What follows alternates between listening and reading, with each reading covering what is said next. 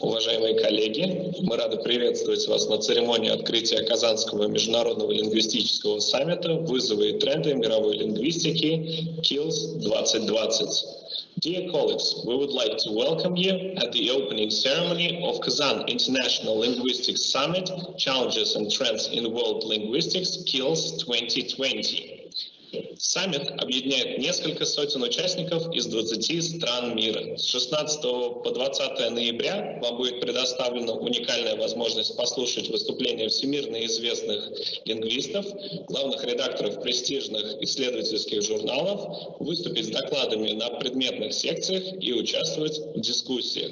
The summit will take place from November 16 to 20. This event gathered together several hundred participants from 20 different countries all over the world. Within these 5 days, you will be provided with the opportunity to listen to the reports of the world-known linguists and editors-in-chief of prestigious research journals, as well as present your reports at sessions and take part in discussions. Слово для приветствия и открытия Казанского международного лингвистического саммита «Вызовы и тренды мировой лингвистики Kils 2020» предоставляется доктору экономических наук, академику Российской академии образования, академику Академии наук Республики Татарстан, президенту саммита, ректору Казанского федерального университета, профессору Ильшату Равкатовичу Гафурову. Now, we would like to give the floor to begin the opening ceremony with a welcoming address to the Doctor of Economics, Academician of the Russian Academy of Education, Academician of the Academy of Science of the Republic of Tatarstan, President of Kazan International Linguistic Summit, Rector of Kazan Federal University, Professor Ilshat Ravkatovich Gafurov.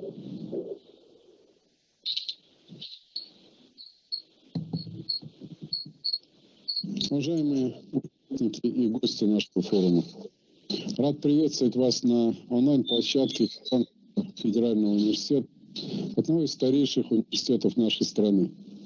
И прежде всего, я бы хотел поблагодарить нашего партнера и соорганизатора саммита, Постоянный международный комитет лингвистов, который является сегодня ведущим мировым профессиональным сообществом, объединяющим 4 стран мира.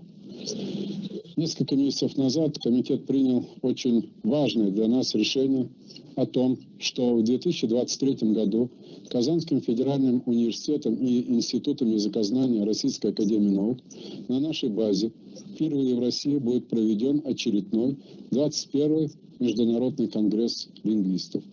В нем примут участие более 1000 ученых из самых различных уголков мира. Предыдущие конгрессы, которые проходят раз в 5 лет, принимали ведущие научные центры Рима, Копенгагена, Брюсселя, Парижа, Лондона. Наш сегодняшний саммит, который мы назвали «Вызовы и тренды мировой лингвистики», является первым из подготовительных этапов к проведению Всемирного конгресса. В его организации совместно с Казанским университетом принимают участие, как я сказал ранее, Постоянный международный комитет лингвистов, Институт языкознания и Институт лингвистических исследований Российской академии наук, Российское общество преподавателей русского языка и литературы, Международная ассоциация преподавателей русского языка и литературы. Хотел бы выразить личную благодарность их руководителям, видным ученым-лингвистам с мировым именем профессора Дэвида Брэдли, профессору члена Европейской академии Андрею Александровичу Киприку, члену-корреспонденту Российской академии наук Евгению Васильевичу Головко. И, конечно, советнику президента Российской Федерации по культуре, председателю Совета русскому языку и президенту Российской Федерации Владимиру Ильичу Толстому. Как в этом году в связи с эпидемиологической ситуацией в мире саммит проходит в онлайн-формате. Конечно, много теряем без непосредственного живого общения. Но, с другой стороны, такой формат позволяет значительно расширить аудиторию участников. Тем не менее, мы надеемся, что последующие проводимые нами лингвистические саммиты состоятся уже в традиционной форме, и всем их участникам удастся непосредственно пообщаться между собой, а также ознакомиться с достопримечательностями столицы нашей республики и побывать в стенах Казанского университета, который в эти дни отмечает свою 216-ю годовщину с момента основания, и который уже 10 лет действует в статусе федерального университета. Сегодня наш университет представляет собой крупный научно-образовательный холдинг, где занято около 10 тысяч преподавателей и сотрудников, обучается порядка 50 тысяч студентов по 700 с лишним программам. Причем среди них порядка 11 тысяч составляют иностранные граждане из 106 государств мира. Они имеют возможность обучаться по самым современным и востребованным направлениям подготовки, в том числе изучить 20 различных языков мира. В составе университета имеется собственная клиника со стационаром на 850 коек и 40-тысячным закрепленным контингентом населения. В нашей системе работают 2 лицея интернатного типа и общеобразовательная школа. Нами сформированы площадки для трансфера технологий по всем предметным областям. В данный момент мы создаем собственный технопарк площадью 20 тысяч квадратных метров, который, как мы надеемся, даст возможность нашим студентам и аспирантам попробовать себя на поприще инноваций и практического применения полученных знаний. В контексте повышения интернационализации за эти годы мы 18 раз увеличили контингент иностранных граждан. По абсолютным показателям динамики прироста у нас лучшие результаты в стране. Поэтому сегодня мы по праву входим в группу университетов, участвующих в федеральной программе экспорта российского образования. Известен Казанский университет и своими многочисленными научными школами, где значимое место занимает Казанская лингвистическая школа, у истоков которой стоял выдающийся ученый-лингвист Иван Александрович Бадуэн де Куртене, внесший неоценимый вклад в развитие мировой лингвистики и прославивший Казань и Казанский университет. Мы посвятили наш саммит 175-летию Бадуэна де Куртене и 145-летию начала его работы в Казанском университете. Теоретические идеи представителей этой школы уже практически 1,5 века оказывают благотворное влияние на развитие языкознания. Он и его соратники и последователи заложили прочный фундамент под исследование основных структурных элементов языка. В мировом языкознании Казанская лингвистическая школа признана как образец прогнозирования науки о языке. Именно ее представители первыми начали применять математические модели лингвистики, предсказали внедрение в языковедческие исследования математического аппарата, что привело в итоге к активному развитию математической, а впоследствии и компьютерной лингвистики в Казанском университете и за его пределами. Именно в Казани появилось одно из важнейших направлений лингвистики – экспериментальная фонетика, достижение которой сейчас используется в самых различных областях, от коррекции патологии речи до создания инструментов для анализа и синтеза речи.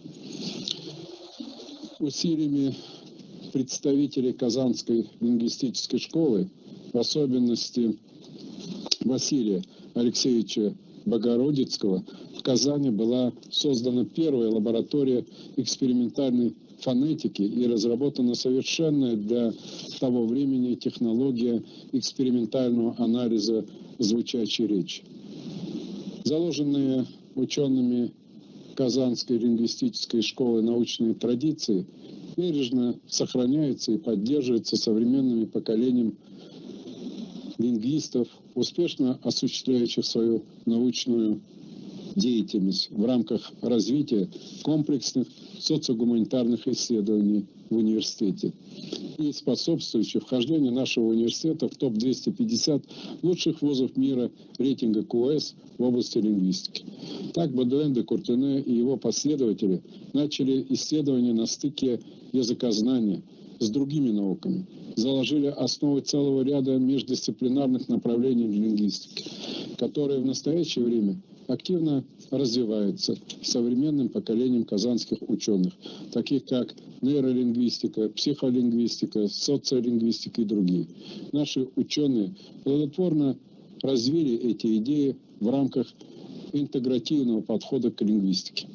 Все ведущие научные лингвистические лаборатории Казанского университета созданы в рамках междисциплинарных прорывных исследовательских проблематик в области клинической, квантитативной, цифровой лингвистики, что в конечном итоге определяет их высокую конкурентоспособность. Так, лаборатория клиническая лингвистика ведет исследования в области когнитивных нарушений и расстройств сформированной речи, речевых расстройств и расстройств развития у детей, разработки инструментария для диагностики боли у взрослых и детей. Исследовательская работа осуществляется смешанным научным коллективом, в который наряду с лингвистами вовлечены врачи, неврологи, онкологи, акушеры-гинекологи, радиологи, реаниматологи и другие. Под руководством ведущего научного сотрудника, профессора медицины Радия Германовича Есина, старшего научного сотрудника, филолога Елены Анатольевны Горобец и с привлечением ведущих отечественных и зарубежных специалистов. Профессора МГУ Татьяны Ахутиной, Андрея Марини из университета Удина, Заида Афави из Тель-Авивского университета и многих других. Причем результаты проводимых исследований не ограничиваются вкладом в развитие диагностики тех или иных заболеваний, но и напрямую затрагивают вопросы их терапии. Лаборатория «Квантативная лингвистика» ведет исследования в области квантативного анализа вариативности в русском языке, лексической динамики, создания математической модели лексических заимствований. Лаборатория функционирует под руководством крупного специалиста в области лингвистической типологии и математических методов исследования языкознаний Сарена Вихмана из Нидерландов и профессора нашего университета Валерия Дмитриевича Соловьева. Исследования ведутся совместно с научно-исследовательским вычислительным центром МГУ, университетами Осло и Ливерпуля, Институтом русского языка Российской академии наук. Лаборатория интеллектуальной технологии управления текстами под руководством профессора Марины Ивановны Солнышкиной работает над созданием методологии и инструментария автоматизированного лингвистического анализа, естественно, языковых текстов, в частности, системы автоматизированной оценки письменных работ наших студентов, автоматического анализатора русских текстов и многое другое. Результаты данных исследований будут способствовать индивидуализации и персонализации образовательного процесса, востребованной в области бизнес-аналитики.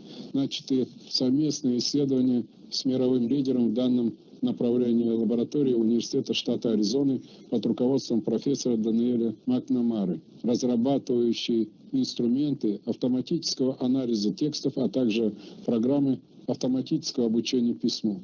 В качестве ведущего российского партнера выступает Институт проблем передачи информации РАН. Современная лингвистика входит на совершенно новый уровень цифровизации. Этот вызов брошен самой жизнью в условиях пандемии, и он определил один из основных трендов на ближайшие годы – развитие цифровой лингвистики. Недаром именно ученые-лингвисты Казанского университета с участием наших зарубежных коллег представляли на прошедшем в конце октября мировом онлайн-форуме Times Higher Education по цифровой трансформации такое важнейшее направление современной науки и практики, как цифровая гуманитаристика. Уважаемые участники саммита, я искренне надеюсь, что сегодняшнее мероприятие позволит всем нам более четко и глубоко осознать вызовы и тренды современной лингвистики. Уверен, что на разнообразных дискуссионных площадках нам удастся не только ознакомиться с лучшими мировыми научными достижениями в данной области, но и создать условия для формирования новых совместных проектов. Желаю всем плодотворной работы, новых научных открытий, самое главное – крепкого здоровья, счастья и благополучия. Спасибо вам за внимание.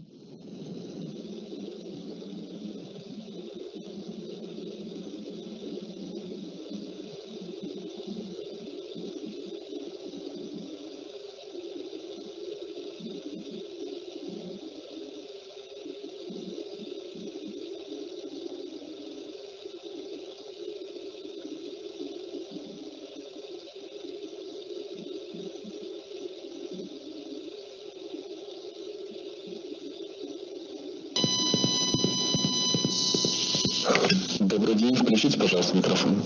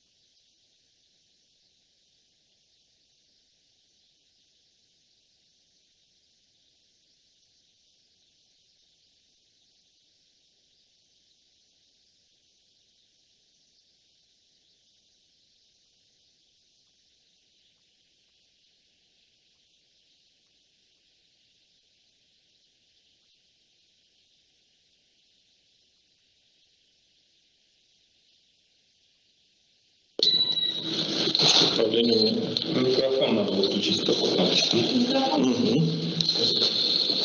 Прошу прощения за технические неполадки. Thank you.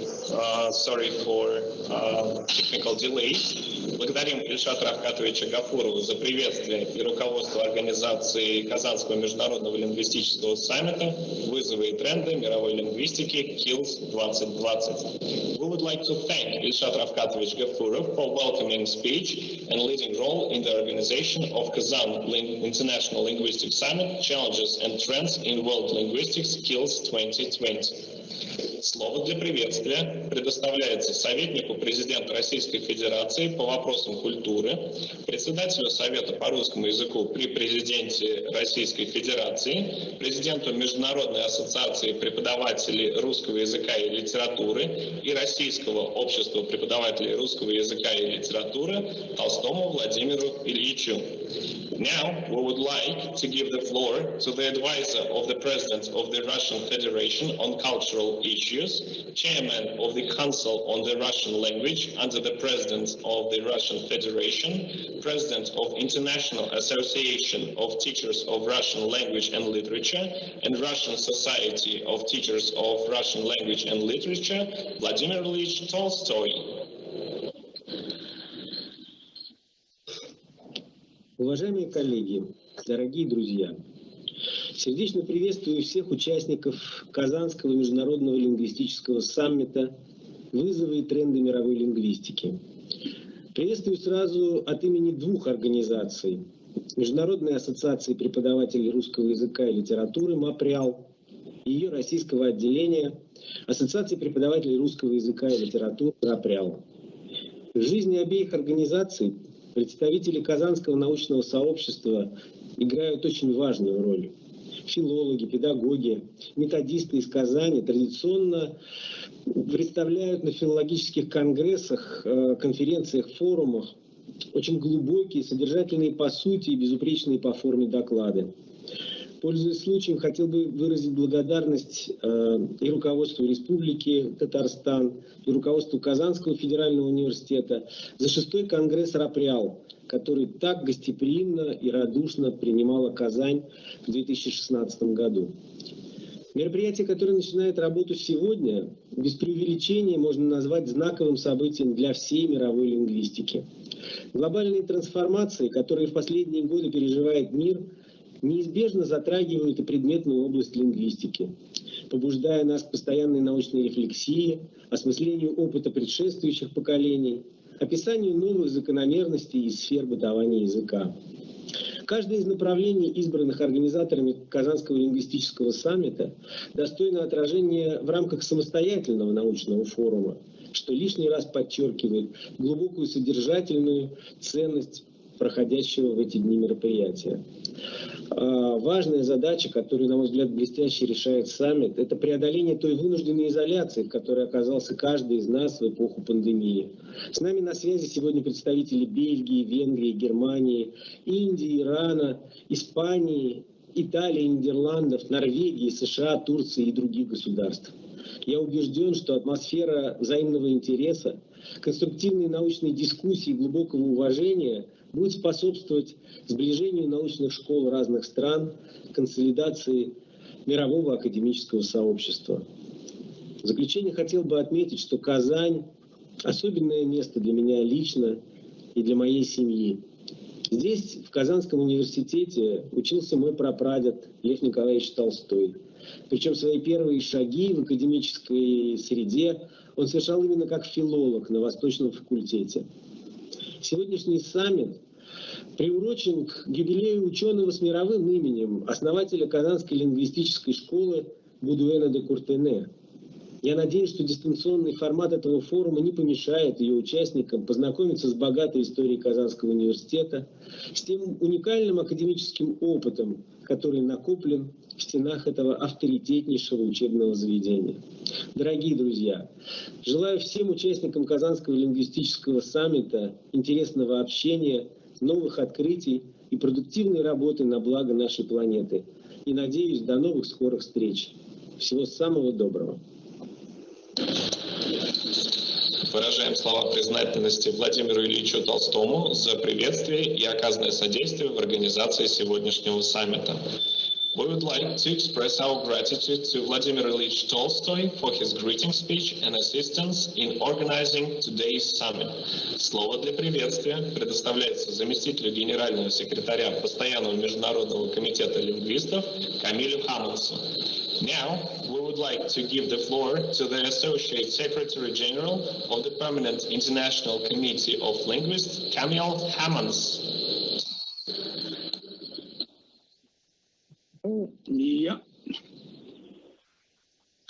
Okay, you want me to start now, I suppose? Yeah, please. Okay, good morning, everybody. My name is Camille Hammonds, and I'm one of the officers of CIPOL, which is the Comité International Permanent des Linguistes, which is French, and in English it is the Permanent International Committee of Linguists. And since we plan to co-organize a huge international conference in Kazan in 2023, we were quite happy to be invited to co-organize this summit, since one may call it a dress rehearsal for the World Conference, which we are going to organize in 3 years' time. And maybe therefore I could say a few words about CIPOL. Ages ago, in 1928, the first International Congress of Linguists was organized. This was in a period just after the Second World War, in which many scholarly disciplines and sciences tried to organize themselves internationally. And the French linguist Antoine Meillet thought that it was a very good idea to do the same for linguistics. But since it was just after the Second World War, it had to be done in a neutral country. And that's why he asked people in the Netherlands to organize this first International Congress of Linguists, and it took place, as I said, in 1928 in The Hague, a place without a university, but where we have the parliament.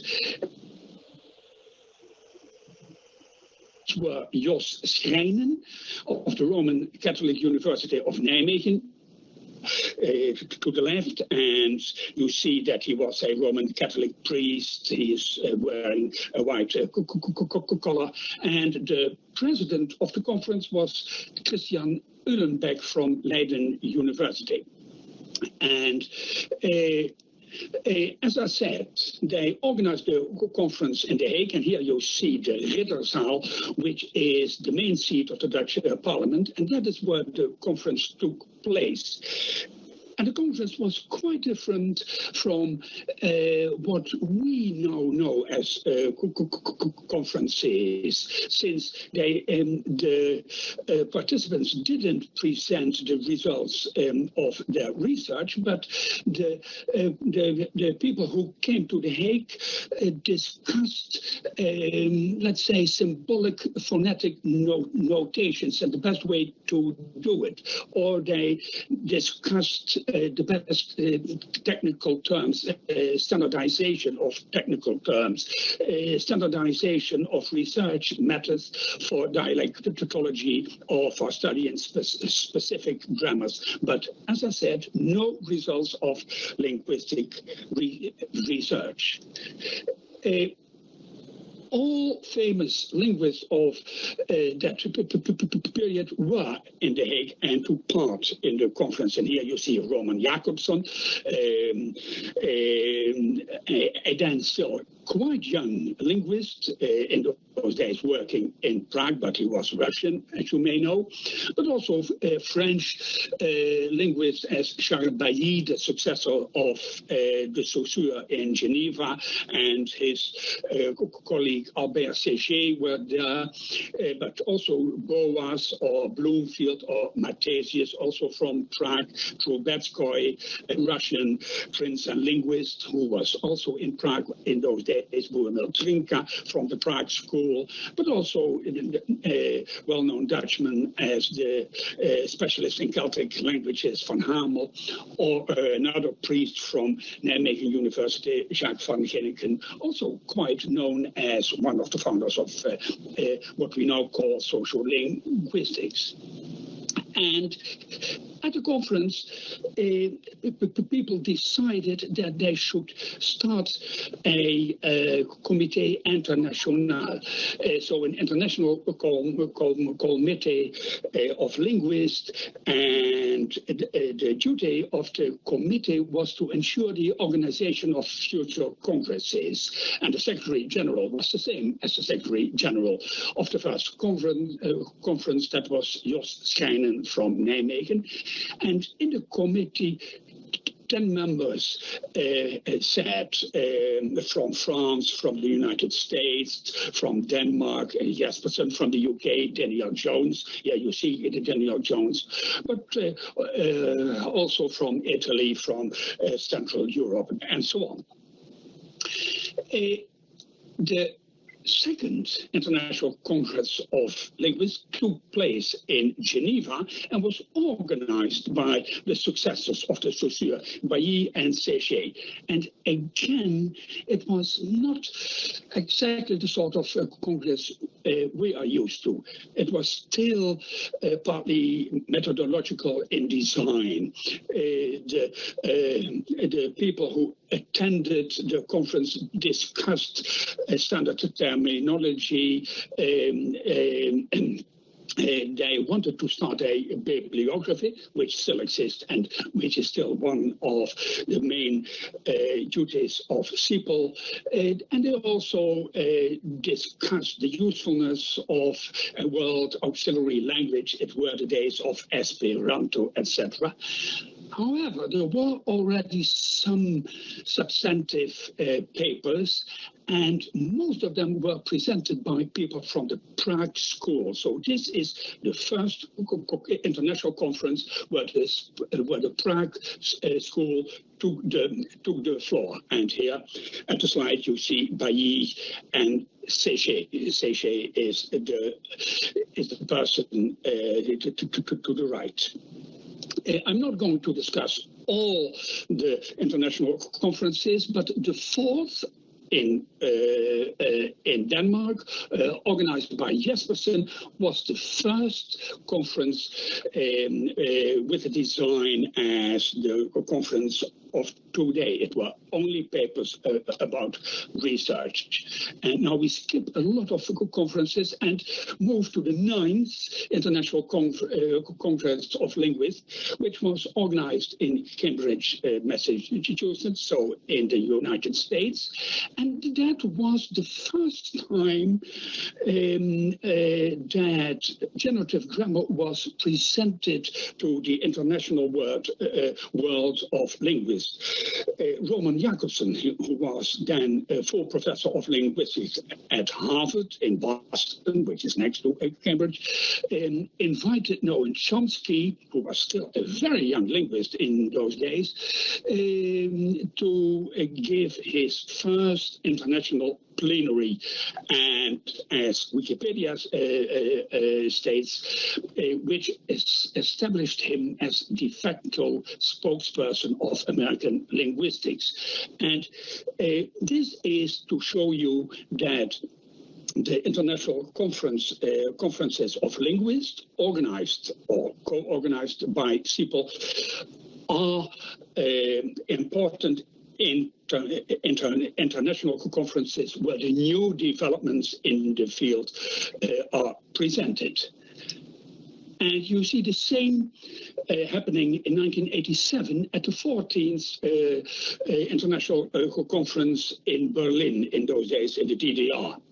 And there was an initiative there of Johannes Beckert from Bremen, and he invited the linguists who came to the International Congress to engage for the preservation of endangered languages.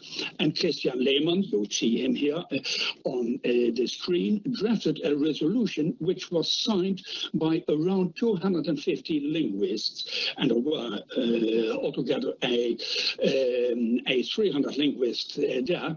And this resolution invited the Congress to engage in the preservation of endangered languages. And actually, it was the starting point of CIPL's engagement with language endangerment.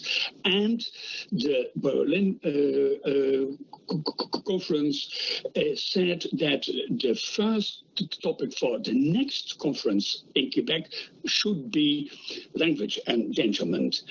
And that conference took place in 1992 in Quebec, but a year before, Robbins and Uhlenbeck, and it is not the same Uhlenbeck, who was the president of the first international conference, but his second cousin, Bob Uhlenbeck, you see him here to the left, and Bobby Robbins, they published a year before a volume, Endangered Languages, and Uhlenbeck was Secretary General of CIPL, Robbins was the president, and this volume was given to all the participants in Quebec, and there is a nice chapter about endangered languages in the USSR, so in the former Soviet Union, by Professor Alexander Kibrik in this volume.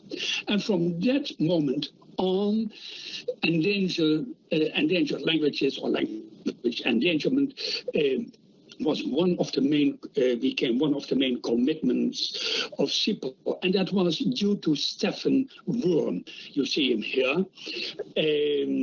At the Endangered Languages, at the International Conference in Quebec, it was due to him and to Uhlenbeck and Robbins that CIPL founded an Endangered Language Committee. That committee met in Paris in the buildings of UNESCO, and Wurm was president of an organization affiliated to UNESCO, the Conseil International de la Philosophie et des Sciences Humaines, CIPS, the International Council of Philosophy and Human Sciences. And Wurm became also the successor of Robbins as president of the Comité International Permanent des Linguistes, so the linguistic international organization, and it was him and his committee who started the Endangered Language Program in 1993. And here you see what he and UNESCO did. In that same year, 1993, he published UNESCO's Red Book. 3 years later, he published the Atlas of the World's Language in Danger of Disappearing. It was published by UNESCO, but it was the work of Wurm. And a few months after he passed away in 2001, the second enlarged, revised edition of the Atlas appeared. In the meantime, a third edition appeared already.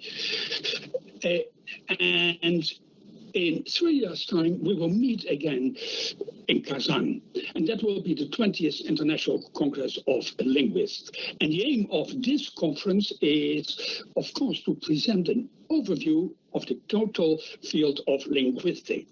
But the focus will be on the modern developments in the field of linguistics and its applications, and again on endangered languages, and of course also the heritage of the Kazan School of Linguistics and of its founder, Jan Boudouin de Courtenay. And this summit is commemorating the Kazan School and Jan Boudouin de Courtenay, and that's why we are quite happy to welcome you at this summit. But we also hope to see you in 3 years' time at the World Conference in Kazan.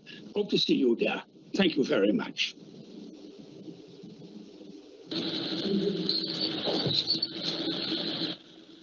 Благодарим господина Камиля Хаммонса за приветствие и поддержку в организации и проведении настоящего саммита.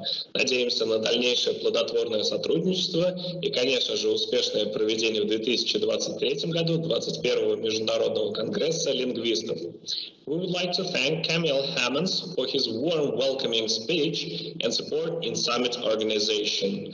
We hope for further fruitful cooperation and, of course, the successful holding of the 21st International Congress of Linguists in 2023.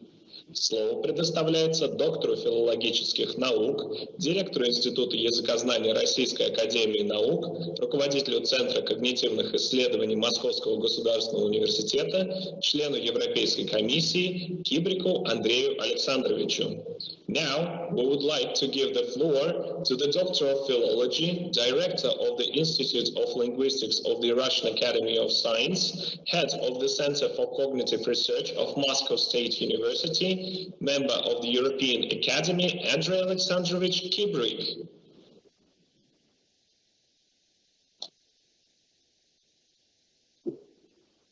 Дорогие коллеги, я бы хотел поприветствовать вас на открытии международного саммита «Вызовы и тренды современной лингвистики». Этот саммит посвящен двум юбилеям, связанным с Бодуэном де Куртене, с 175-летием Бодуэна де Куртене и с 145-летием начала его работы в Казанском университете. Бодуэн де Куртене, несомненно, огромная фигура в истории лингвистики, и его работы и мысли, которые он высказывал в конце 19-го, в начале 20 века, до сих пор существенны, даже в контексте современных вызовов и трендов. И, может быть, не до конца еще и осмыслены лингвистикой, поскольку он заглядывал далеко вперед. В этом смысле посвящение саммита этим юбилейным датам, связанным с Бодуэном, представляется совершенно естественным и оправданным. Саммит является в некотором смысле репетицией, ну или, по крайней мере, подготовительным мероприятием в отношении Международного конгресса лингвистов, 21-го конгресса, который в 2023 году должен пройти в Казани. Этот конгресс будет проводиться двумя организациями: Казанским федеральным университетом и Институтом языкознания Российской академии наук под эгидой Международного постоянного комитета лингвистов. Эта организация, Международный постоянный комитет, была создана в 1928 году, когда и прошел первый Международный конгресс лингвистов. Он прошел в Гааге, и замечу, что это было еще при жизни Эдуэна де Куртене. Сейчас запланирован 21-й конгресс. Он впервые пройдет в России на протяжении этой длительной истории, уже почти 100-летней. И это, конечно, очень важное событие для российской лингвистики. Нам предстоит организовывать этот Всемирный конгресс, и в этом смысле очень хорошо и правильно, что коллеги из Казанского университета предложили провести такую предварительную репетицию. Нам, конечно, предстоит огромная подготовительная и научная, и организационная работа, и ее необходимо провести на самом высоком качественном уровне, с тем, чтобы не ударить в грязь лицом. Тематика данного саммита очень широкая, в ней объявлены темы, которые охватывают очень большой спектр современных лингвистических тем. И в целом эта тематика довольно близка к той тематике, которая будет объявлена для Конгресса 2023 года. Тематика Конгресса 2023 года уже в целом согласована между организаторами и Международным постоянным комитетом. И сейчас создан научный комитет Конгресса, в который входят как российские ученые из Казанского федерального университета и Института языкознания, так и представители других стран и, в первую очередь, Международного постоянного комитета лингвистов. Это тематика, с которой уже можно ознакомиться на сайте Международного комитета, в целом охватывает все основные направления современной лингвистики. Я не буду их здесь перечислять, но они действительно покрывают то, чем занимается сейчас наука о языке. Ну и я приветствую всех участников Казанского саммита и твердо надеюсь, что работа будет интересной, продуктивной и окажется таким важным трамплином, который далее запустит работу по подготовке Конгресса 2023 года.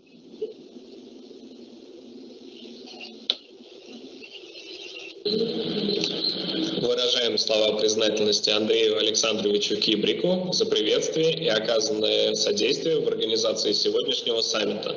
Надеемся на дальнейшее плодотворное сотрудничество и успешное проведение в 2023 году 21-го Международного конгресса лингвистов.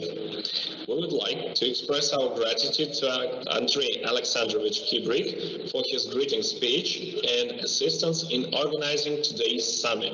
We look forward to further fruitful cooperation and successful holding of the 21st International Congress of Linguists in 2023. Слово для приветствия предоставляется доктору филологических наук, члену-корреспонденту Российской академии наук, директору Института лингвистических исследований Российской академии наук Евгению Васильевичу Головко. Now, we give the floor to the Doctor of Philology, corresponding member of the Russian Academy of Science, Director of the Institute for Linguistic Studies of Russian Academy of Science, Евгений Васильевич Головко. Dear colleagues, dear friends, I'm honored to represent one of the organizers of this conference, Institute for Linguistic Studies, Russian Academy of Sciences, St. Petersburg. Unfortunately, under the condition of the global pandemic, we are only able to communicate on the web. It is very sad indeed that we cannot meet each other in person, cannot give a hug to old friends, meet new friends, and shake hands with them. It is also very disappointing that while speaking to each other, we have to sit in our offices and homes, not in the magnificent building of Kazan University. It is also very disappointing that after a long working day at the conference, we do not have the chance to take a nice stroll around Kazan, one of the most beautiful cities in the world, taste the incredible Tatar cuisine, and discuss linguistic problems at some nice restaurant in Kazan downtown. Still, I'm happy to greet all the participants at this online conference. I think this is a very good chance for us to hold this meeting as a preliminary conference before the forthcoming Congress of Linguists that is to follow. I am confident that pretty soon, during the future Congress, we will have the chance to see each other and many more linguists in person. I wish you a very successful and informative conference. Hope you will enjoy this meeting. Thank you very much. Благодарим Евгения Васильевича Головко за приветствие и поддержку в организации и проведении настоящего саммита. Надеемся на дальнейшее плодотворное сотрудничество. We would like to express our gratitude to Evgeny Vasilyevich Golovko for his welcoming speech and support in organizing and holding this summit. We hope for further fruitful cooperation. Слово для приветствия предоставляется директору лаборатории науки, обучения и образовательных технологий Государственного университета Аризоны, США, профессору Даниэль Макнамари. We give the floor to the director of the Laboratory for Science of Learning and Educational Technology of Arizona State University, USA, Professor Danielle McNamara. Welcome. I'm so happy to be here and so happy to be able to welcome you to the Kazan International Linguistic Summit. It's an honor to be here and to be invited to speak to you later on in the conference. It's an honor to be invited to welcome you. I'm so thankful to the Kazan Federal University Rector Ilshad Kuvarov and the director of the Institute of Philology and Intercultural Communication, Radif Zamaltinov. And I am so honored to thank my good friends, Valerie Zolovnov and Marina Salnishkina. I apologize deeply for butchering those names. It's embarrassing that I've never learned Russian, and I did learn French, and I will say that my childhood is marked by reading many Russian novels. Tolstoy and Dostoevsky marked my early childhood. From the time I was 12 years old, they were my favorite books. This does not say much for my emotional disposition, but it was a love for language that then matured into my getting a linguistics degree at the University of Kansas. And there is a lot in common between Kansas and Kazan. They sound the same, and so when Marina invited me to come to Russia, I thought I was coming to Kansas, but no, I was coming to Kazan. And there are so many similarities between Kansas and Kazan. As you know, they're both in the middle of their respective countries. And then it ends, because Kazan is a beautiful city. I had the opportunity to visit several years ago, and the beauty of the Kremlin and the city and everything that you have there is, well, just wonderful. I'm sure you appreciate it. And another thing that I have in common with some of you who are there is I got my linguistics degree at the University of Kansas, and I really loved language, and then I taught English as a second language for about 4 years in France, and then I came back and I continued before I ended up going into psychology. After that, I came back to linguistics when I started using computational linguistics and natural language processing. And I'm going to talk more about that later on in the conference. And now you have the opportunity to see so many interesting talks across so many interesting topics. I'm really quite jealous of your everything that you're going to have an opportunity to see over the next few days. You know, the range of topics from historical and evolutionary linguistics, the traditional linguistics and psycholinguistics, neurolinguistics, computational linguistics, cognitive linguistics, and all of the other topics that have been covered in this conference due to the deep historical foundations that you have in this area. I am very happy that I have this opportunity to welcome you, and really, really honored to be friends with many of the researchers who are there, and the interesting work that is being done at your institution. And so with that, I say, I hope you have a wonderful conference, and I will see you later.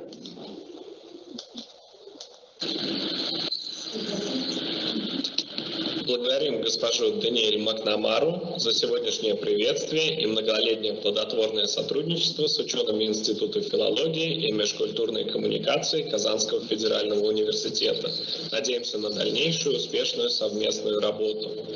We would like to thank Ms. Danielle McNamara for today's greeting and many years of fruitful cooperation with the scientists of the Institute of Philology and Intercultural Communication of Kazan Federal University. We hope for further successful joint work. От имени организаторов мы выражаем слова признательности всем сегодняшним участникам, организаторам и партнерам саммита. Благодарим наших технических партнеров, компанию Microsoft, за ее прекрасный продукт, программу Microsoft Teams и за организационную техническую поддержку, а также информационных партнеров саммита, Российскую газету и ТАСС «Науку». On behalf of the organizers, we express our gratitude to all participants of today's event, organizers and partners of this summit. We would like to thank our technical partners, Microsoft, for its excellent product, Microsoft Teams, and for organizational and technical support, as well as information partners of our summit, Российская газета and TASS Science. Желаем успехов и плодотворной работы всем участникам саммита. We wish you fruitful work for the summit participants. Уважаемые коллеги, разрешите на этом считать церемонию открытия Казанского международного лингвистического саммита «Вызовы и тренды мировой лингвистики» Kils 2020 завершенной. До начала пленарного заседания останется несколько минут, поэтому мы предлагаем вашему вниманию фрагмент видеофильма «Казанский федеральный университет. Школа мировой лингвистики». Dear colleagues, allow me to announce the opening ceremony of the Kazan International Linguistics Summit, Challenges and Trends in World Linguistics, Kils 2020, completed. A few minutes remain before the start of the plenary session. Therefore, we bring to your attention a fragment of the video Kazan Federal University School of World Linguistics.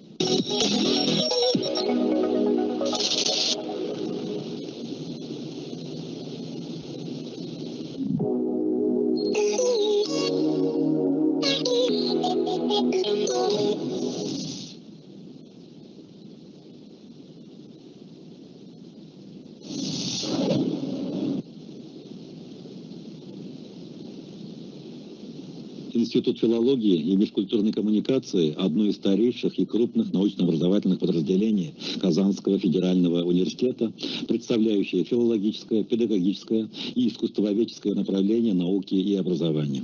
Его истоки восходят ко дням основания Казанского императорского университета, одним из 4 отделений которого по уставу 1804 года было отделение словесных наук.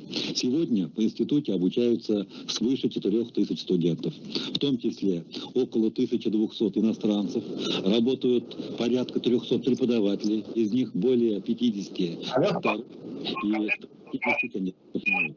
В институте также работают 21 человек со степенью PhD.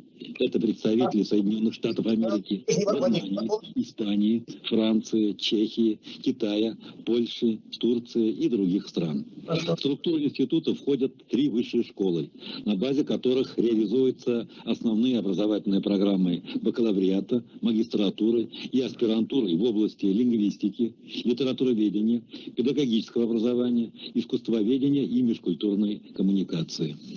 Наш институт заслуженно называют флагманом Казанского федерального университета в области лингвистики.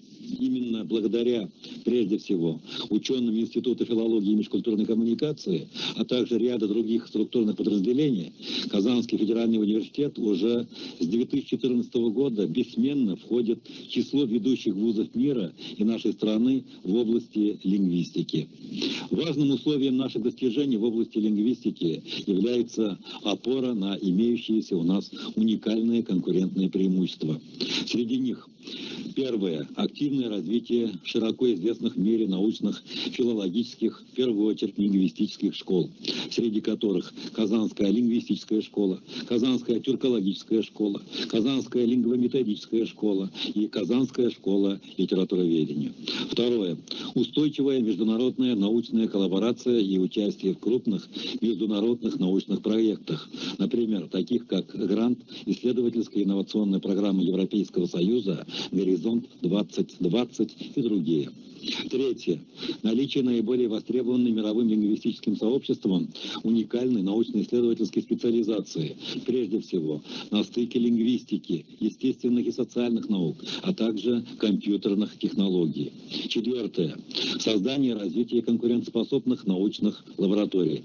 Несколько лет назад нами был избран интегративный подход к исследованиям в области лингвистики, обогащение ее методологией, методикой, идеями и технологиями других наук. Данные решения и впоследствии создание ряда ведущих научных лабораторий, в частности, научно-исследовательской лаборатории клиническая лингвистика, научно-исследовательской лаборатории квантитативная лингвистика, научно-исследовательской лаборатории интеллектуальные технологии управления текстами, нам дали возможность получения синергетического эффекта.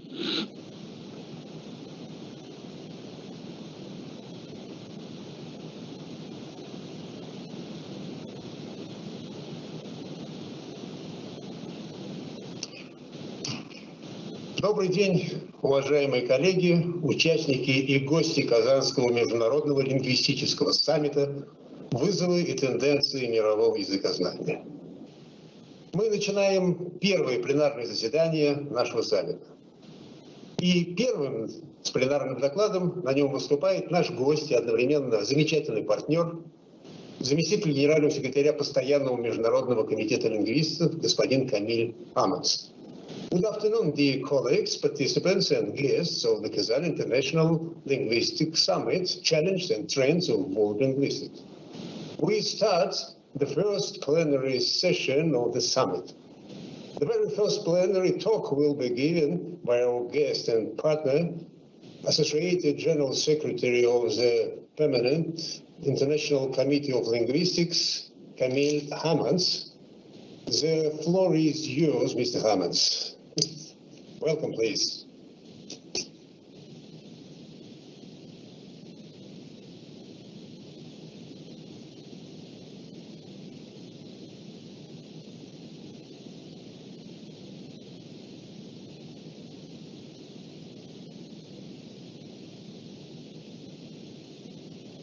Mr. Hammonds, we don't hear you. Your microphone is...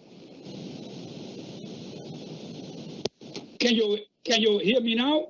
Yes, we can hear you now. Okay. Welcome, please. Welcome, please. Thank you very much. And good morning to everybody again, or good afternoon where you are. I'm delighted to be invited to give a plenary talk here, since the the Permanent International Committee of Linguists is going to co-organize the huge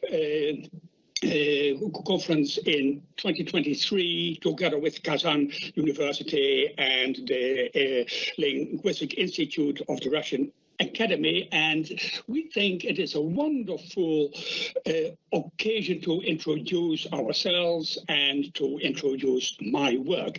Today I'll tell you a few things about word formation without morphemes, and you all know that morphology works with morphemes.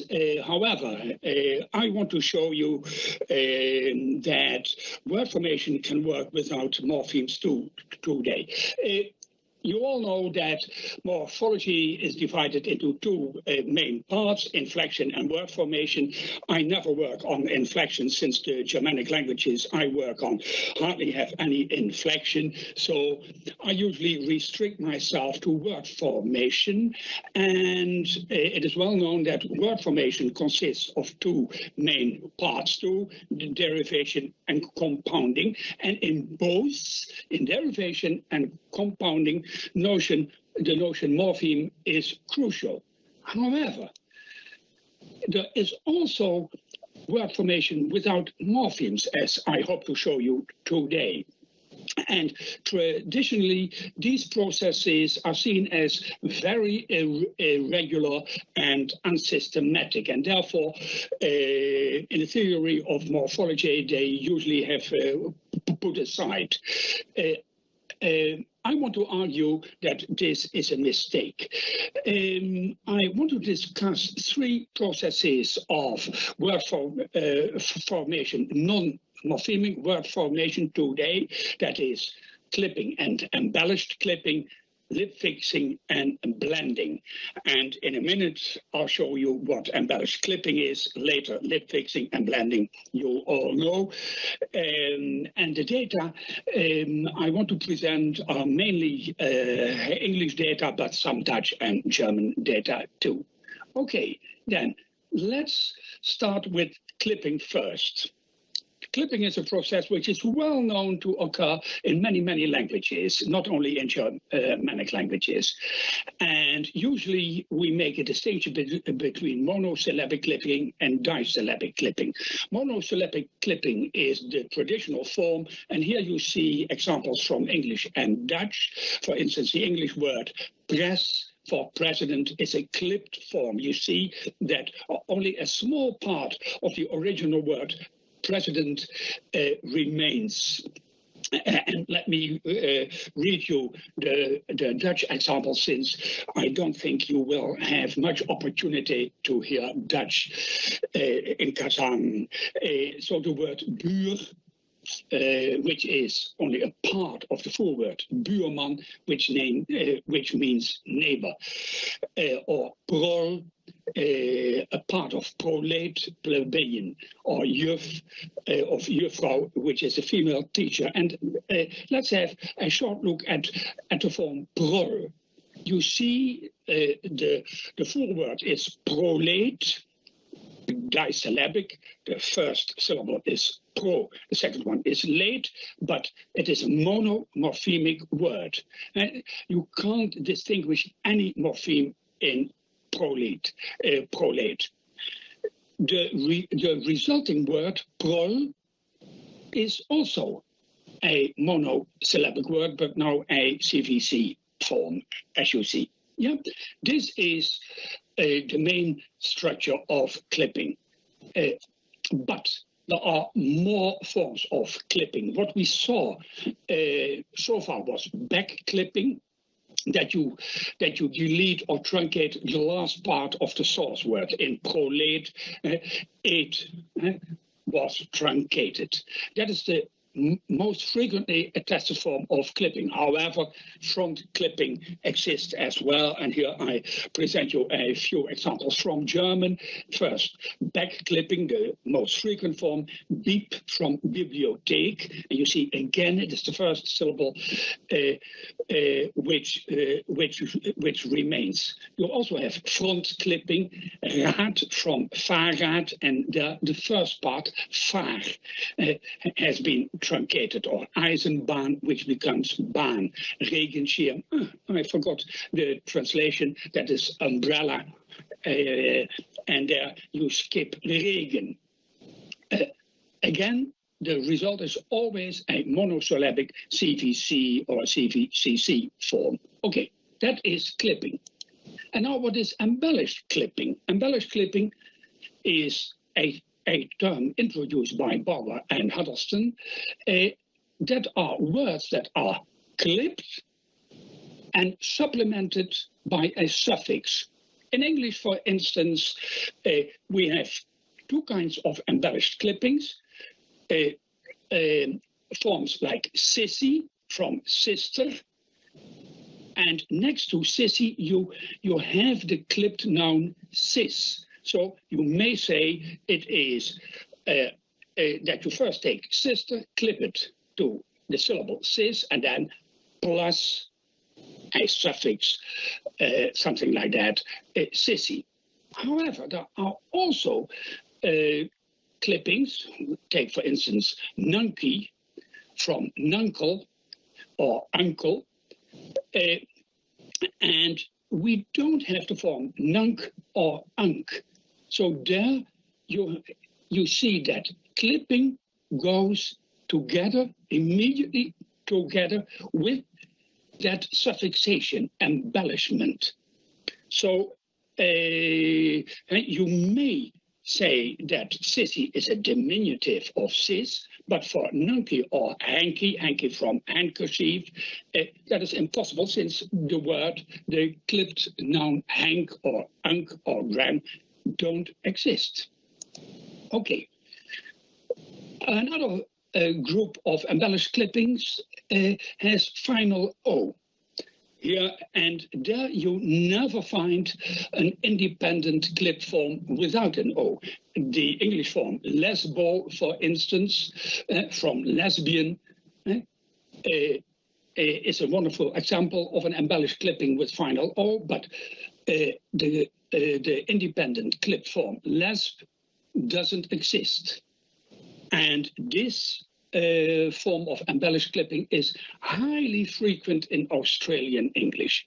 But you also find it in Dutch, where you have, for instance, a form alto, which comes from a adjective alternatief, but alto is a noun, which means an alternative person. And the form alt doesn't exist, not in this meaning. We have an alto singer, which we call an alt, but that is not an alternative. Yeah, and here you see that clipping and embellished clipping, that is my conclusion here, are rather frequent productive processes of word formation in informal registers of modern languages, in which the morpheme doesn't play any role. It is the monosyllable which determines the outcome, and then with embellished clippings, it is, of course, the monosyllable plus something. You may ask yourself, how did that final O come up? This is a small detour. Here you see that next to monosyllabic clippings, you also have disyllabic clippings in English or Dutch. You have a form. You have forms such as psycho, homo, dipso. They are truncated from psychopath, homosexual, dipsomaniac. And here, the O, the final O of psycho, comes from the original form. The same with the Dutch word aso, impo, pedo, which comes from asociaal, etc. And this final O originates from the source words, so from psychopath, etc. So due to such series of, you may call them paradigms, ending in O, so with final O, the naive language user assigns a morphological status to this final segment. So it can be used as a suffix-like element, as we saw in lesbo on the last slide. Yeah. So the naive language user sees that there is a series of forms of disyllabic clippings, disyllabic clipped forms with final O, then thinks that O is a sign, is a symbol, so it may get morphological status, then can be used as if it was a suffix, and then it can be used with monosyllabic clipped forms as lesb, and immediately followed by O. And you see again, the notion morpheme doesn't play any role here. So now to lip fixing. A lip fix, that is a term coined by Arnold Zwicky, is a liberated element which originates from the reanalysis of existing words. And a traditional example comes from the handbook by Marchand, and Marchand doesn't call it a lip fix, of course, since the handbook is the second printing we always quote from, is from 1969. He gives the loanword landscape. The English word landscape is a loanword from Dutch, landschap. And landscape is not a polymorphemic word in English, since it is a loanword and there is no English word in that landscape. However, naive language users recognize the first part, since it is landscape. They recognize the English word land in that landscape and then think, gosh, maybe it is a compound from land plus scape, but what is scape? Or maybe it is a derived form from land plus a suffix scape, which doesn't exist so far in English. But since land exists, they may draw the conclusion that scape must be something. And then you see new words come up: seascape, cloudscape, soundscape. And so scape has been assigned a morpheme status again, but it all starts with a monomorphemic word. So the morpheme doesn't play a role in the reanalysis. It is only after the naive language user sees reanalyze the form that scape may be given a certain status. Yeah. And it is not necessary that the naive language user recognizes a existing word in the opaque form, such as in landscape, where he recognizes land. Let's take the serious loanwords from French in English: entrepreneur, entrepot, entresol, entrecôte. And here, the naive language user again sees a similar form, which doesn't exist in English, since entre doesn't exist, but it is not a very frequent form, but it occurs several times in French, English loanwords. So the naive language user may think that entre is something. Consequently, preneur must be something too. So preneur may get a suffix status or something like that. And then you see that the naive language user starts to coin a new series of words: entrepreneur, ecopreneur, biopreneur, solopreneur, and so on and so on. There are at least 15 forms in this series. So again, it starts with the recognition of a similar non-morphemic element in a series of words, entrepreneur, entrepot, entresol, entrecôte, and then the naive language user uses the reanalysis of this series of words to start a process of word formation. However, it is not necessary that there is a series. Let's take the English example, Armageddon, which is completely opaque. There are no morphemes in this biblical word Armageddon. However, a creative copywriter, journalist, or whatever thinks, I could use that word to coin a new word, Snowmageddon. So instead of arm, snow. So instead of the first syllable, a new first syllable and full word, snow. And then immediately the same process starts as we have seen before.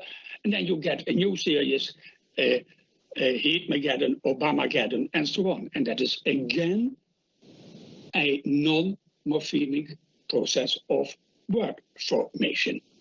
And now to my last process, blending. Blending, you all know. Blending is a process that combines parts of two words into one new word. And usually it is the first part of the left-hand word that combines. What happens to my...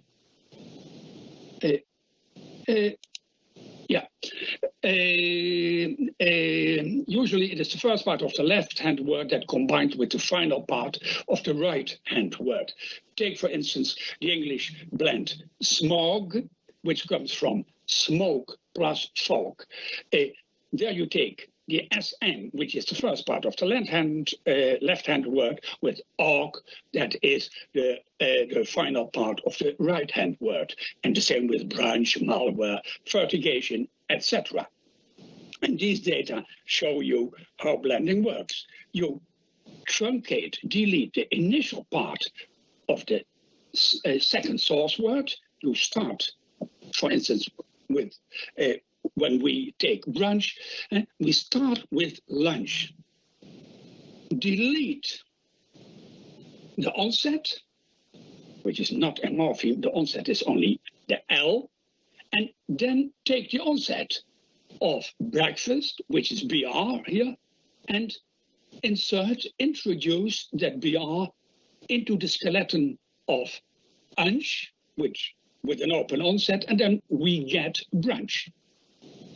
And so there you see that that syllabic elements, or when you take malware, full syllables, play a role in this process, word formation process, not the morphemes. And then one step further, blends can function as a basis for paradigmatic word formation again. We saw already some series of word formation, and that is a form of paradigmatic word formation. We saw that with lip fixes, but with blends it is very frequent. Take, for instance, the blend staycation, which comes from stay plus vacation. It means it is a holiday which you spend at home. You stay at home. Yeah, that is a wonderful blend, which consists of a part cation, which is not a morpheme. It is part of vacation, the last two syllables.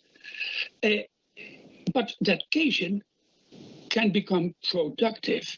And first it starts with elements which resemble the original blend, as you see in daycation, gaycation, brocation, kitcation, or monosyllabic forms, but at a certain moment also bigger forms are accepted, and then cation turns out to become a normal suffix.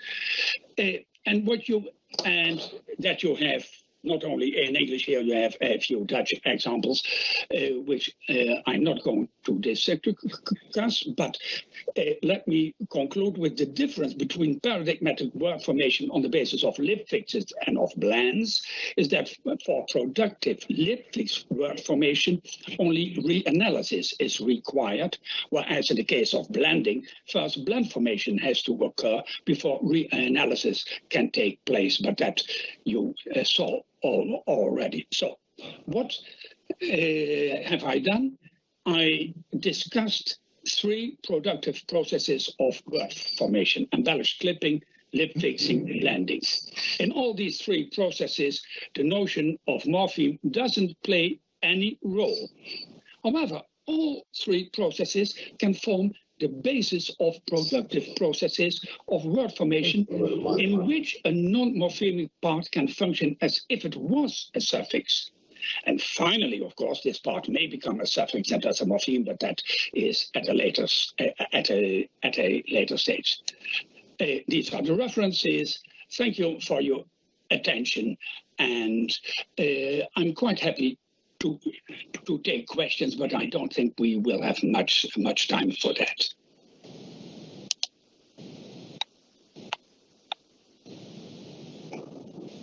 Большое спасибо, господин Хаммонс,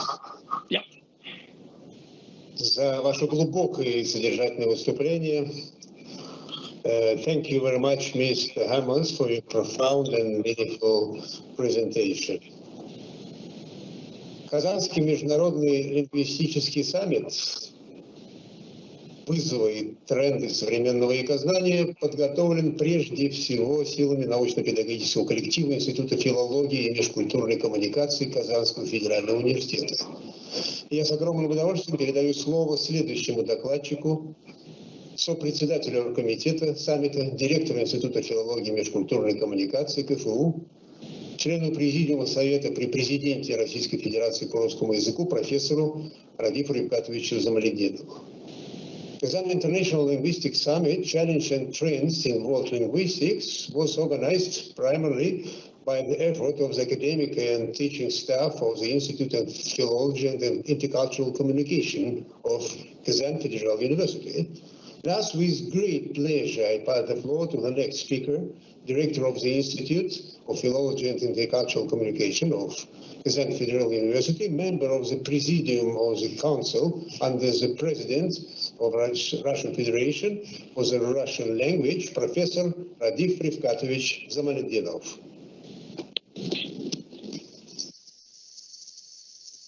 Добрый день, уважаемые участники и гости конференции. Рад приветствовать вас на онлайн-площадке Казанского федерального университета. Институт филологии и межкультурной коммуникации, который я представляю, одно из старейших и крупнейших научно-образовательных подразделений университета, представляющих филологическое, педагогическое и искусствоведческое направление науки и образования. Его истоки восходят к периоду основания Казанского императорского университета, одним из 4 отделений которого по уставу 1804 года было отделение словесных наук. Сегодня в институте обучаются свыше 4500 студентов, из них более 1400 иностранцев. В институте работает около 300 преподавателей и научных сотрудников, из них более 60 докторов и 170 кандидатов наук, в том числе 16 человек со степенью PhD, в том числе из стран Соединенных Штатов Америки, Германии, Нидерландов, Испании, Франции, Чехии, Китая, Польши, Турции и других стран. В структуру института входят 3 высшие школы, на базе которых реализуются основные образовательные программы бакалавриата, магистратуры и аспирантуры в области лингвистики, литературоведения, педагогического образования, искусствоведения и межкультурной коммуникации. Уникальное географическое расположение Казани, ее научный и культурно-образовательный потенциал способствовали появлению выдающихся открытий мирового уровня и формированию различных научных школ, как естественно-математической, инженерно-технической, так и в социально-гуманитарной областях. Одним из гениальных, всемирно известных ученых, внесших неоценимый вклад в развитие мировой науки и прославивших Казань и Казанский университет, по праву является основатель Казанской лингвистической школы Иван Александрович Бадуэн де Куртене, 175-летию которого и посвящен Казанский международный лингвистический саммит. Идеи Ивана Александровича Бадуэна де Куртене, Василия Алексеевича Богородицкого, Николая Вячеславовича Крушевского, Андрея Ивановича Анастасьева и других представителей первого поколения ученых Казанской лингвистической школы характеризуют единство теоретических принципов, общей проблематики и научной программы исследований. Иван Александрович Бадуэн де Куртене, его соратники и ученики заложили фундамент в исследовании фонемы, морфемы, синтагмы и других структурных элементов языка. Последовательные исследования Бадуэна де Куртене, доказывающие системность языка, привели к поискам закономерности в его функционировании. Это, в свою очередь, способствовало перемещению акцентов в область коммуникативно-функциональной сферы лингвистики, а за ней и в лингводидактике. В итоге в современном языкознании и методике преподавания лингвистических дисциплин возрос интерес к освещению теории языка и использованию в практике обучения функциональной стороны языковых единиц. Постулат о равенстве языков как объектов исследования и значимости сравнительно-исторических и сопоставительно-типологических изысканий, выдвинутые учеными Казанской лингвистической школы, продемонстрированные в трудах ее выдающихся представителей и их последователей, является одним из приоритетных отправных положений лингвистических работ ученых Казанского университета, всегда отличавшегося интенсивностью межкультурных связей. Следуя традициям, заложенным представителями Казанской лингвистической школы, мы неизменно заботимся о том, чтобы их развитие происходило в соответствии с вызовами современной науки. Ключевые направления, рассмотренные нами сквозь призму карты современной мировой лингвистики. Важным условием наших достижений в области лингвистики является опора на имеющиеся у нас уникальные конкурентные преимущества. Среди них активное развитие широко известных в мире научных, филологических, в первую очередь лингвистических школ, среди которых помимо Казанской лингвистической школы есть также Казанская тюркологическая школа, Казанская лингвометодическая школа, Казанская школа литературоведения. Следующее. Устойчивая международная научная коллаборация и участие в крупных международных научных проектах, например, таких как грант исследовательской инновационной программы Европейского Союза «Горизонт 2020» и другие. Следующее. Наличие наиболее востребованной мировым лингвистическим сообществом уникальной научно-исследовательской специализации, прежде всего, на стыке лингвистики, естественных и социальных наук, а также компьютерных технологий. И последнее. Создание и развитие конкурентоспособных научных лабораторий. Несколько лет назад нами был избран интегративный подход к исследованиям в области лингвистики, направленный на обогащение ее методологией, методиками, идеями и технологиями других наук. На новом историческом витке мы попытались творчески модернизировать идеи Казанской лингвистической школы о взаимосвязи лингвистики с другими науками, как в области методологии, методики, так и в определении комплексного предмета научных исследований. Для Казанской лингвистической школы нейролингвистический аспект изучения языка был значимой научной парадигмой. Многие постулаты Казанской лингвистической школы, связанные с этой областью, свидетельствуют об исключительном научном предвидении и обладают значимостью для общей историографии нейролингвистики в наше время. Основатель Казанской лингвистической школы Бадуэн де Куртене активно занимался изучением взаимодействия языка и мышления, мозга. Интерес к проблемам нейролингвистики прослеживается в целом ряде его трудов. Так, в работе «Из патологии и эмбриологии языка» Бадуэн де Куртене указывает на важность сравнительного изучения языковых отклонений и нормальных органических процессов, отмечает актуальность описания языка пациентов с афазией. Оригинальными и тонкими являются разработки Василия Алексеевича Богородицкого в области индивидуальных особенностей речи, речевых патологий. Это касалось разных видов описок, оговорок, ослышек. Современная психолингвистика и нейролингвистика при разработке проблем психологии речи и общения также вводят эти проблемы в круг своих исследований. Сквозной является мысль о том, что, изучая и сравнивая природу отклонений у детей и взрослых с речевыми патологиями, лингвист получает возможность освещать серьезные филогенетические проблемы. Эти интегральные идеи Бадуэна де Куртена легли в основу создания на базе нашего института 3 ведущих современных междисциплинарных научных лабораторий. Это научно-исследовательская лаборатория «Клиническая лингвистика». Она изучает речевые расстройства различного генеза у взрослых и детей, проблемы алекситимии, разработки инструментария для диагностики боли у взрослых и детей и тому подобное. Наряду с лингвистами в ней трудятся специалисты-неврологи, психологи, врачи, специалисты нашей университетской клиники. Сотрудники лаборатории активно работают над новыми проектами, такими как лингвистическая валидация психометрического инструментария для оценки когнитивных функций и речи у взрослых и детей. Здесь мы работаем с учеными из Италии. Дифференциальная диагностика когнитивных нарушений и речевых расстройств у детей, когнитивная и речевая реабилитация.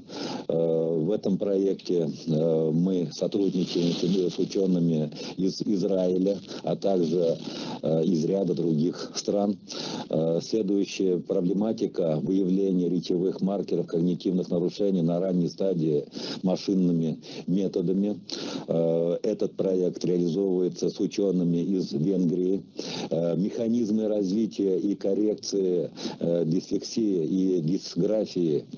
Этот проект реализовывается с участием и при активном консультировании нашего партнера из Московского государственного университета.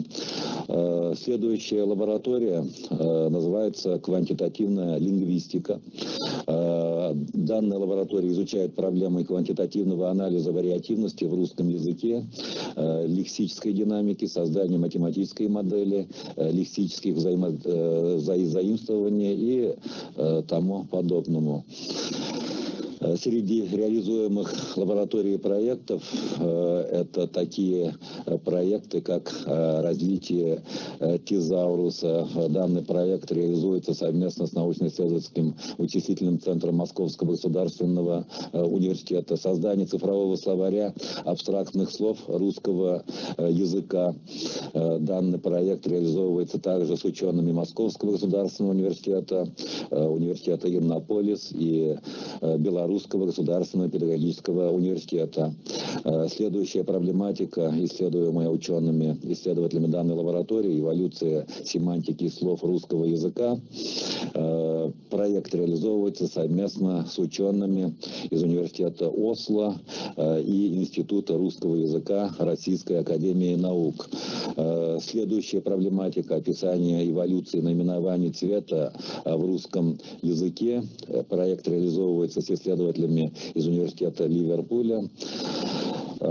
И следующая лаборатория, она называется «Интеллектуальные технологии управления текстами», работает над созданием методологии и инструментария автоматизированного лингвистического анализа естественно-языковых текстов, в частности, системы авторизированной оценки письменных работ студентов, автоматического анализатора русских текстов.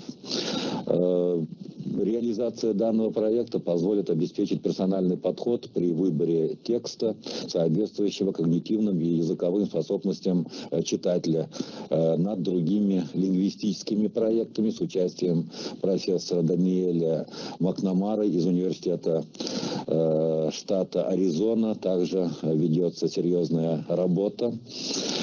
Создание и успешная работа этих лабораторий повысила, конечно, узнаваемость института и университета в целом в мировом академическом сообществе. Так, одна из статей наших сотрудников прошлого года была впервые в истории Казанского федерального университета опубликована в одном из лучших журналов мира Science, импакт-фактор которого более 40 единиц.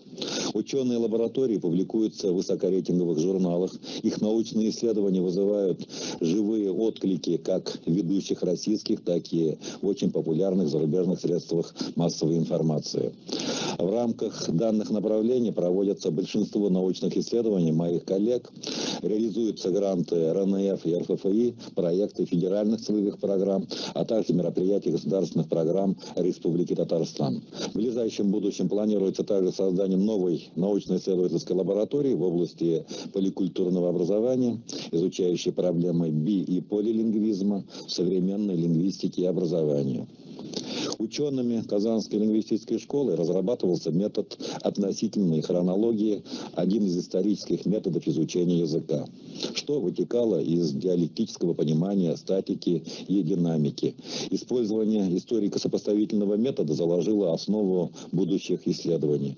В Казанском университете исследования в области истории языка всегда были на высоте. Активно велась работа в течение всего XX века, и в настоящий момент темпы развития идей представителей Казанской лингвистической школы, касающихся истории языка, реализуются в различных направлениях, причем с использованием самых современных технологий и методов. Благодаря исследованиям в области палеославистики, проводимым в рамках компьютерной лингвистики, с применением современных информационных технологий, продолжает активно развиваться и сравнительно-историческое направление Казанской лингвистической школы. Сотрудниками университета создана уникальная казанская коллекция интернет-изданий славяно-русских рукописей XII-XIV веков. Получено свидетельство о государственной регистрации электронной базы данных. Разработана новая методология палеославистических исследований. Проведено полномасштабное исследование всех изданных рукописей. По результатам защищено несколько диссертаций. Впервые предпринято лингвотекстологическое исследование ряда ранее неизученных рукописей сводов. Палеославистические исследования ведутся в русле нового современного направления Digital Humanities, цифровые гуманитарные науки, и поддержаны грантами РНФ и РФФИ. Учеными-лингвистами института ведется широкая деятельность в области корпусной лингвистики. В настоящее время созданы и создаются словарно-текстовые корпусы, содержащие материалы по русскому и татарскому языкам. Материалы этих корпусов и справочников, созданных на их основе, используются при составлении академических исторических словарей русского языка. Словаря русского языка XI-XVII веков. Проект реализовывается совместно с Институтом русского языка РАН. Словаря русского языка XVIII века. Данный проект реализовывается в рамках Института лингвистических исследований РАН. Словаря обиходного русского языка Московской Руси XV-XVII веков. Проект реализовывается в рамках проектов Института Санкт-Петербургского университета и так далее. Высокую оценку заслуживает методический опыт представителей Казанской лингвистической школы, органически сочетавших теоретическую глубину и практику преподавания русского языка. Последовательный учет Бадуэном де Куртена системности языка логически привел к внедрению научных основ теории языка в практику преподавания, что было блестяще реализовано учениками Бадуэна де Куртена Андреем Ивановичем Анастасьевым, Василием Васильевичем Ратловым, Василием Алексеевичем Богородицким.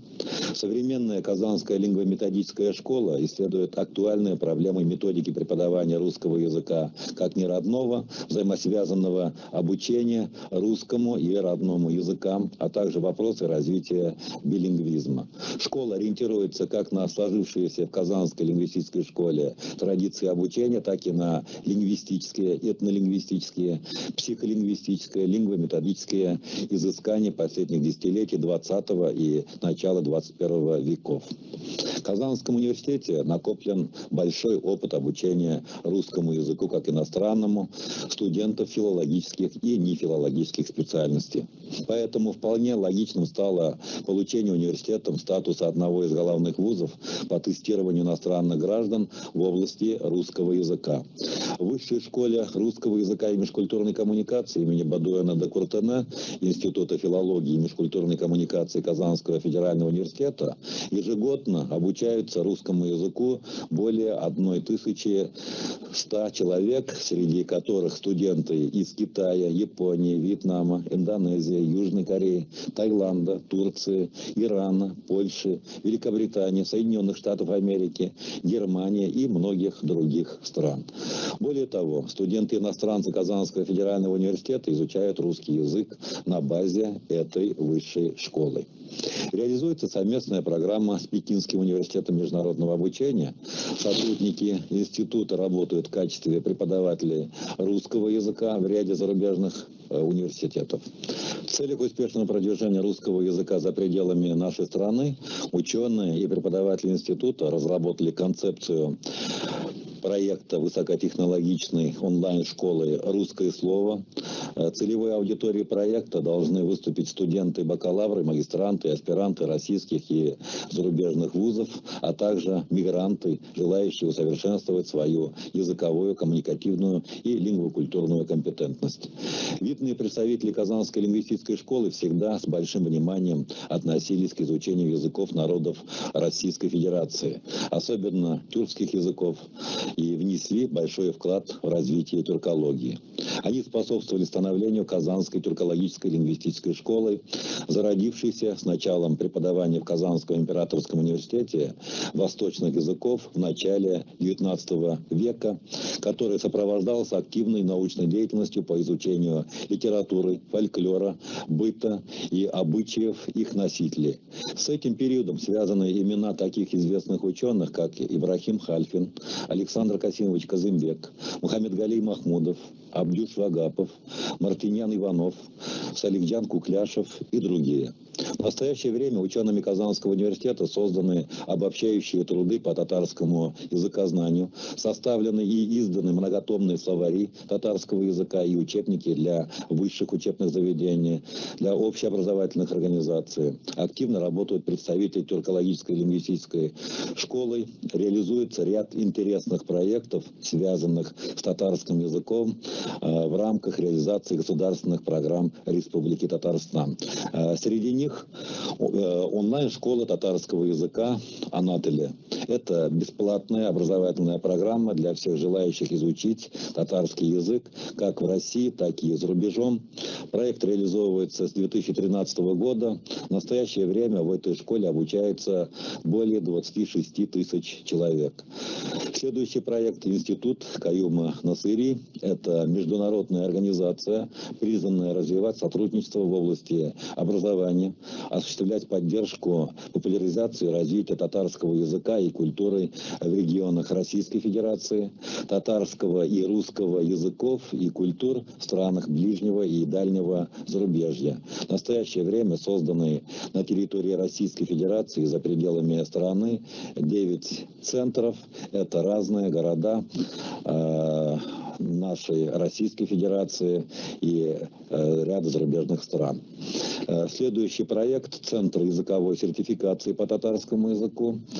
Цель создания данного центра — создание тестов и проведение языковой сертификации по татарскому языку в соответствии с мировыми стандартами в области тестологии и сертификации.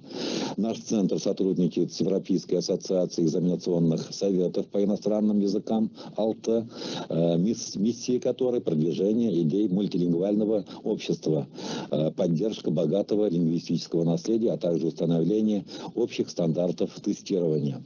Научный журнал «Татарика» — это следующий наш проект. Журнал был основан в 2013 году. Издается он на английском, татарском и русском языках. В журнале публикуются материалы о татарском языке, закономерности татарского языка, о литературе, истории татарского народа.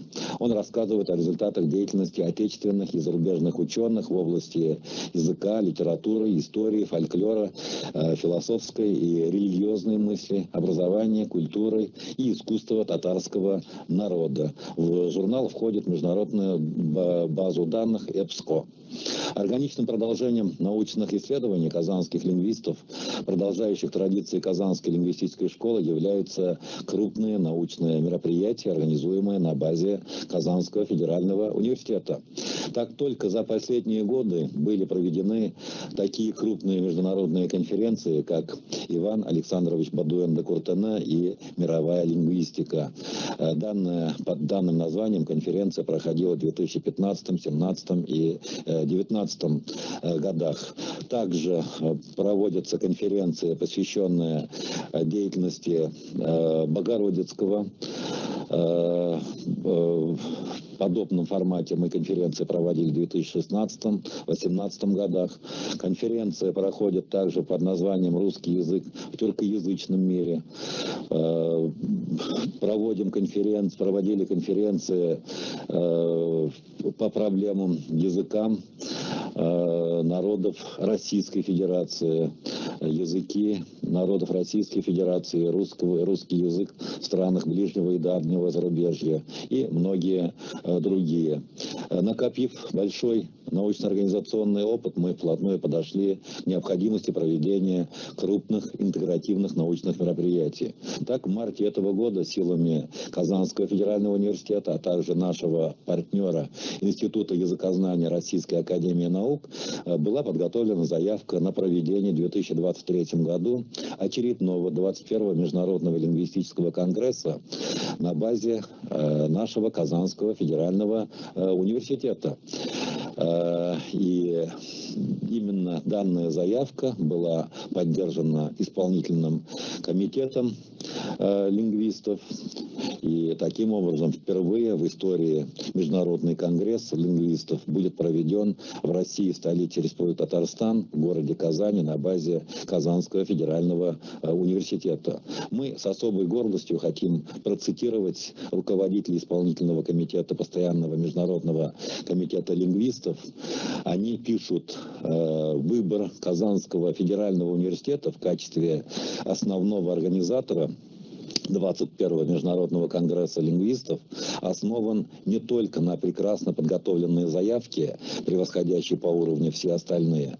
Решающим фактором послужила высокая научная репутация Казанского университета, одного из крупнейших российских и мировых вузов, в котором в конце 19-го, начала 20 века зародилась и начала свою деятельность Казанская лингвистическая школа, в значительной степени сформировавшая все современное языкознание.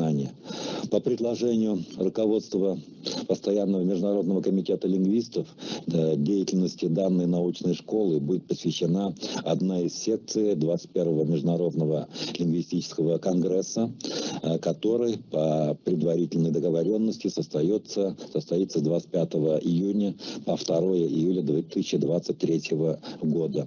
В качестве почетного президента конгресса выступит президент Республики Татарстан Рустам Нургалиевич Минниханов. Возглавят конгресс ректор Казанского федерального университета академик Ильшат Равкатович Гафуров и директор Института языкознания РАН Андрей Александрович Кебрик. Ассоциированный генеральный секретарь Постоянного международного комитета лингвистов профессор Камиль Хаммонс выступит в качестве генерального секретаря Конгресса. Начавшийся сегодня Казанский международный лингвистический саммит «Вызовы и тренды мировой лингвистики» – это важный подготовительный этап на пути к проведению 21-го Международного лингвистического конгресса. В то же время и сам саммит является крупным международным научным лингвистическим мероприятием, в котором принимает участие более 500 человек из 19 стран мира. Подводя итоги, можно сделать вывод о том, что направления, реализуемые в институте, находятся в русле самых различных идей Казанской лингвистической школы и отвечают вызовам современной лингвистики. Мы полагаем, что наша задача заключается и в сохранении, и в максимально удачном развитии идей ведущих представителей Казанской лингвистической школы в условиях современного научно-образовательного мира. Приглашаем уважаемых гостей саммита к активному участию в этом развитии и к тесному сотрудничеству. Благодарю за внимание.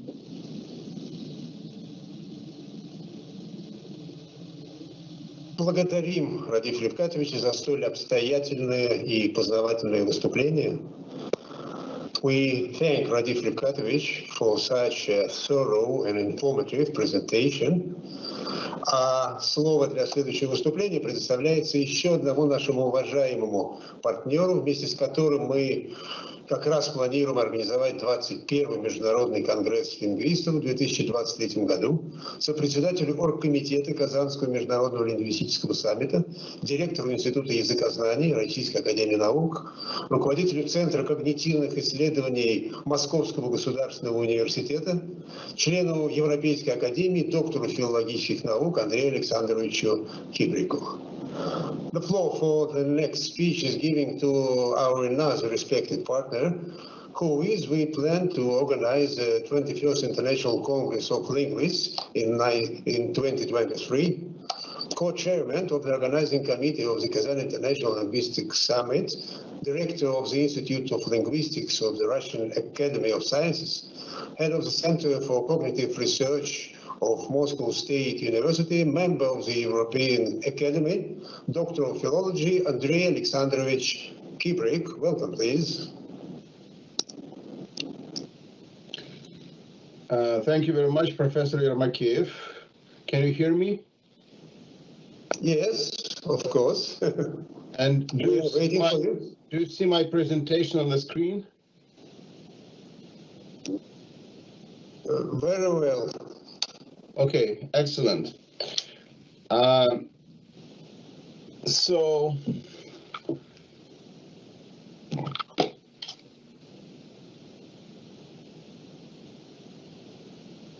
language policy is a system of principles that guide the planning and development and use of languages in a given domain. There can be all kinds of domains, even one single family may be a domain, and parents who speak different languages can have certain policy with respect to their children. But in this case, we are talking about language policy at the level of the whole country. In this case, Russia. At the present time, there is a substantial increase in the interest to language policy in the Russian society, and I just want to point out very few factors that contributed to these interests. One of them is that the year 2019 was an International Year of Indigenous Languages, as announced by the United Nations. And then a whole decade, starting in 2022, is announced an International United Nations Decade of Indigenous Languages. And also in March of this year, there was the Russian President's Directive. This is my translation of поручение. I guess it's approximate translation regarding different matters related to language policy. In this directive results from a session of the Presidential Council on the Russian Language. It's the council headed by Mr. Vladimir Tolstoy, who greeted us this morning in this capacity. And this council, even though its title mentions just the Russian language, actually deals with language policy in its entirety. It discusses issues of other languages as well. Okay, and as a result of that session that took place 1 year ago, on March 1st of 2020, the president published this directive, and it contains many points, many issues. I just point out two of them on which I'm going to focus in this presentation. The first one is that the government, together with the Presidential Council on the Russian language, as well as another Presidential Council focusing on inter-ethnic relations, must prepare their suggestions on a conception of language policy for the Russian Federation. And the other task put forward in the President's directive is that the government must provide financial, legal, and organizational support to the Institute of Linguistics program for the preservation and revitalization of the languages of Russia. So during this talk, I'm going to focus first on the conception and then on the program for language preservation. Okay.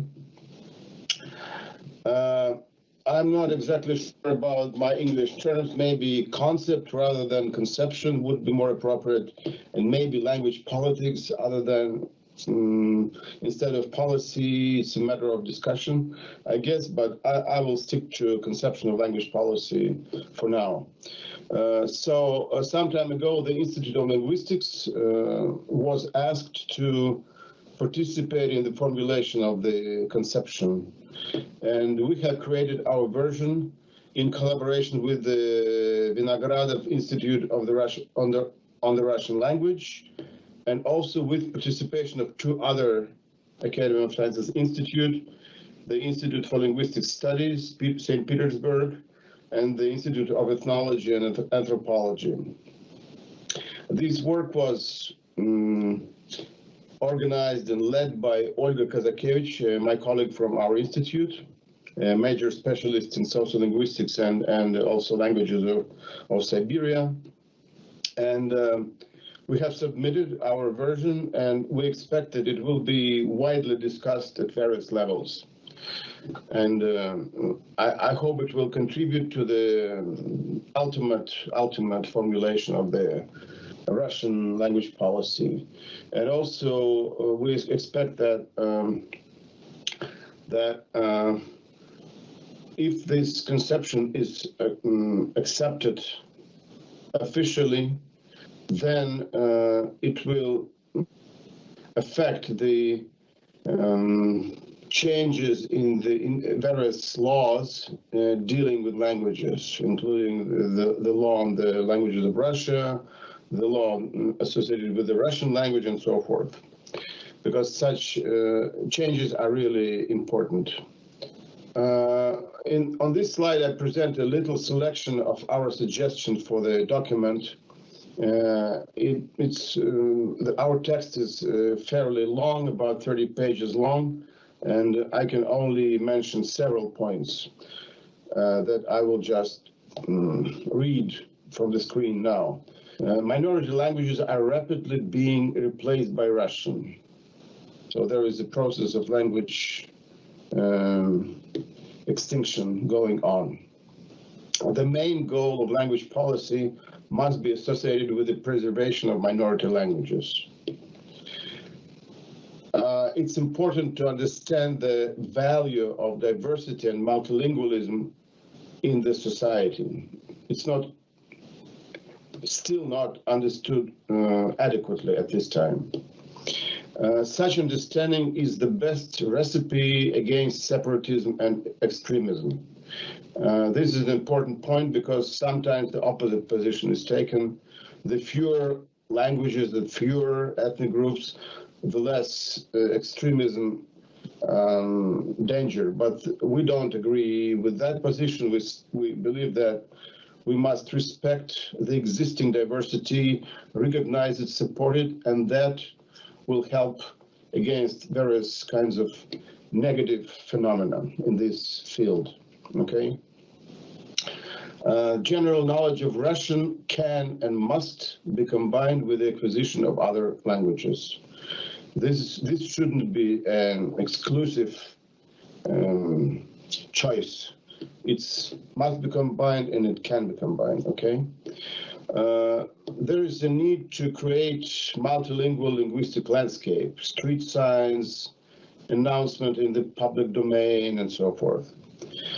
Minority languages must be protected in cities, not only in their traditional territories, because there is a lot of internal migration going on, and sometimes there are more speakers of a small language somewhere in the region's capital than in villages. So it must be, these demographic processes just must be taken into account. Also, there are many migrants, and for some of the migrant languages, there are more speakers in Russia than for indigenous languages. And of course, linguistic rights of migrants must be protected too. Also, we believe that more functional styles in more languages is better than fewer functional styles in fewer languages. And this relates in an interesting way with our plans for the Linguistic Congress of 2023. From the very beginning, it seemed to me that it's really important to put forward the Tatar language during this Congress. And on the website of the International Permanent Committee of Linguists, there is this brief announcement of their forthcoming Congress, and you see that apart from the English text, there are also Russian and Tatar versions shown there. And this is the Tatar text of the announcement about the forthcoming Congress. And I think it's very important that we use Tatar in this scholarly functional style, and other languages of Russia may also be used more than they still are in various kinds of functional styles, including scholarship and science. Okay, that's all I say for now about the conception for language policy. And during the rest of my talk, I will speak about the program for the preservation and revitalization of the languages of Russia. This program was officially assigned to our institute in the President's Directive, and we are working on the roadmap of this program right now. So with respect to this program, I will say a few things about the scale of the problem. Is it a big problem, or maybe it's a minor problem? Then I will discuss the sociolinguistic status quo of Russian languages of Russia. Then I will discuss the prerequisites for the program, the gist of the program, what we actually propose, and also favorable factors, and also the factors that may inhibit the implementation of the program. Okay. So how many languages are there in Russia? Is Russia really a multilingual country? It's not an obvious question. There is a widely held view that Russia is extremely multilingual, but let's look at it objectively. We have a project at our institute led by Yuri Koryakov. You can look it up on the website. According to our assessment, there are somewhat above 150 languages in Russia, and it's not easy to arrive at this figure because there are several traditional difficult questions. First, language versus dialect. Then the question of whether a particular language is still alive. Sometimes it's hard to say if there are 2 or 3 remaining speakers. And also, what languages indeed count as languages of Russia? There are many migrations in human history. It's a very natural process. It had always been this way, and different populations travel from one place to another. And for example, how long does it take for an ethnic group living at the contemporary territory of the Russian Federation to count, their language as a language of Russia? It's not a straightforward question. Okay. But we, we proposed specific solutions for each of the questions. And just to give you a feeling of what linguistic diversity of Russia is like, have a look at this map by Yuri Koryakov. It's actually, in some cases, it maps not languages but language groups, but still you can guess the degree of diversity that is found on the territory of the Russian Federation. So 153, which is a working number of the languages of Russia, is it a lot or maybe not? And in order to assess this issue more or less objectively, I use the measurement that I call linguistic unit area, which is the ratio of total area of a certain territory to the number of languages found at that territory. And in the case of Russia, the amount of land per one language is somewhat above 100,000 square kilometers, which is quite a big piece of land. And some other languages have much smaller measurement of the values of this measurement,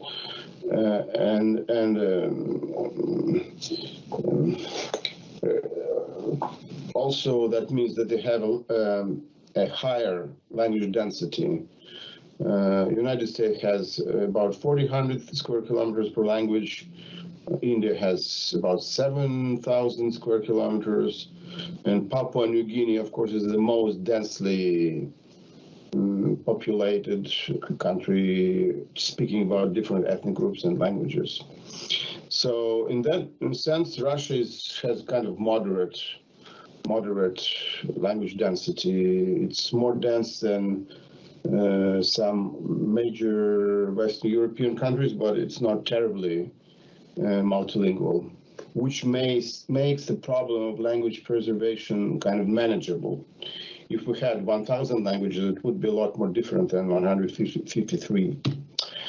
Okay, languages undergo extinction. It's a global process, and that's not a recent process. It has been taking place since the so-called Age of Discovery, when Europeans started spreading around the globe and colonizing various continents. But it speeded up really recently, and there are some forecasts that 1/3, maybe 1/2 of all languages, or even more, may become extinct by the end of this century.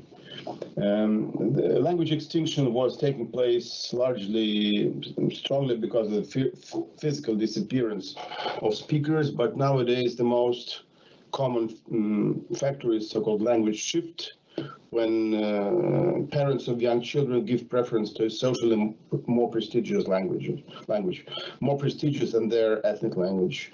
And then the intergeneration transmission is interrupted and languages start moving towards extinction. This is a global process, and Russia, of course, is not exempt. For example, in our study, we find that during the last 150 years, about 15 languages died out, which is about 10% of all languages. And this accelerated recently. 1/2 of these 15 languages became extinct during the last 30 years. Then there are about 18 languages on the verge of extinction, which means that only several speakers of advanced age are still living. And the vast majority of Russia's languages are endangered or even severely endangered. And this understanding of this fact is quite widely spread regarding languages of the North and Siberia, but it also applies to the languages of Dagestan, where languages were kind of vital just a few decades ago, but they are not anymore. And that applies to most languages that are declared, have the status of official languages of the republics, with several exceptions, that include Tatar. Most of those languages are also endangered. Just give you an example. This is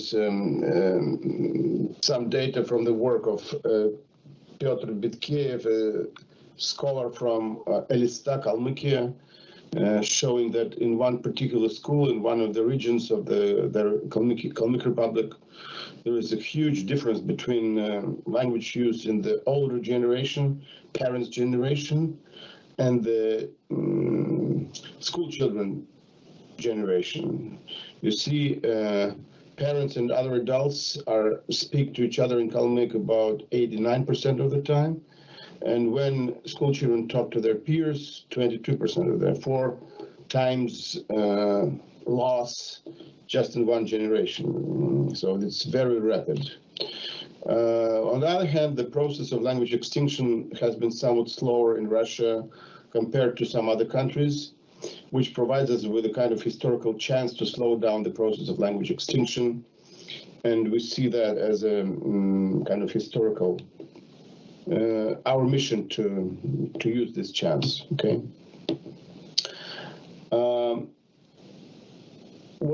Sometimes people voice doubts that efforts towards language preservation are so important. Indeed, nobody can be forced to adhere one's native or ethnic language. If people want to switch to Russian, well, we cannot prohibit that. But our point is that the society must provide an opportunity for ethnic groups to preserve their languages. Then they use this opportunity or they don't use it, okay? Each language is unique. It's each language is very important. It's a part of the heritage of the humanity, and each language going extinct is an irreparable loss. And this connection, I usually cite Michael Krauss, an eminent American linguist who was one of those who attracted attention to language extinction about 30 years ago, and who said that we must do some serious rethinking of our priorities, unless linguistics go down in history as the only science that presided obliviously over this disappearance of 90% of the very field to which it is dedicated. So what we can do, we propose this national program for the preservation of the languages of Russia with the goal of slowing down the process of language extinction and reversing this process where possible. I'm skipping some ideas because of being short on time. So as a first step, we proposed last spring an amendment to the Constitution. As you know, there was a referendum last summer, and our amendment was accepted in a certain reformulation, and the current version of the Constitution says that the state guarantees the preservation of linguistic diversity. If languages continue becoming extinct, the Constitution is violated, and it's a good foundation for going further. On the basis of this point. The main prerequisites of the program are as follows. Language is a means of natural communication, primarily in spoken everyday form. In each individual, language originates in early childhood, in the family environment. If the process of intergeneration transmission has been interrupted, it needs to be restored. And this is self-evident, I think. Not even to linguists, but just to lay people. But somehow when people started discussing language policy and language preservation, they switch quickly to school education. And that is not effective, because if children come to school not speaking their ethnic language, then it's really difficult to change anything. So main efforts must be directed to early childhood, to kindergarten age or even earlier, okay? At the age when people normally acquire their native languages. A substantial international experience has been accumulated over the last 50 years in the field of language revitalization, and that experience is both negative and positive. So it's important to take all that into account and adapt it to the specific conditions of Russia, okay? So the central point of the program is the following: create conditions for natural transmission of language competence from the older generation to young children acquiring their first language or languages, okay? Of course, there are all kinds of different sociolinguistic situations with various languages. And in this table, I summarize the most typical situations and the most typical solutions you can use.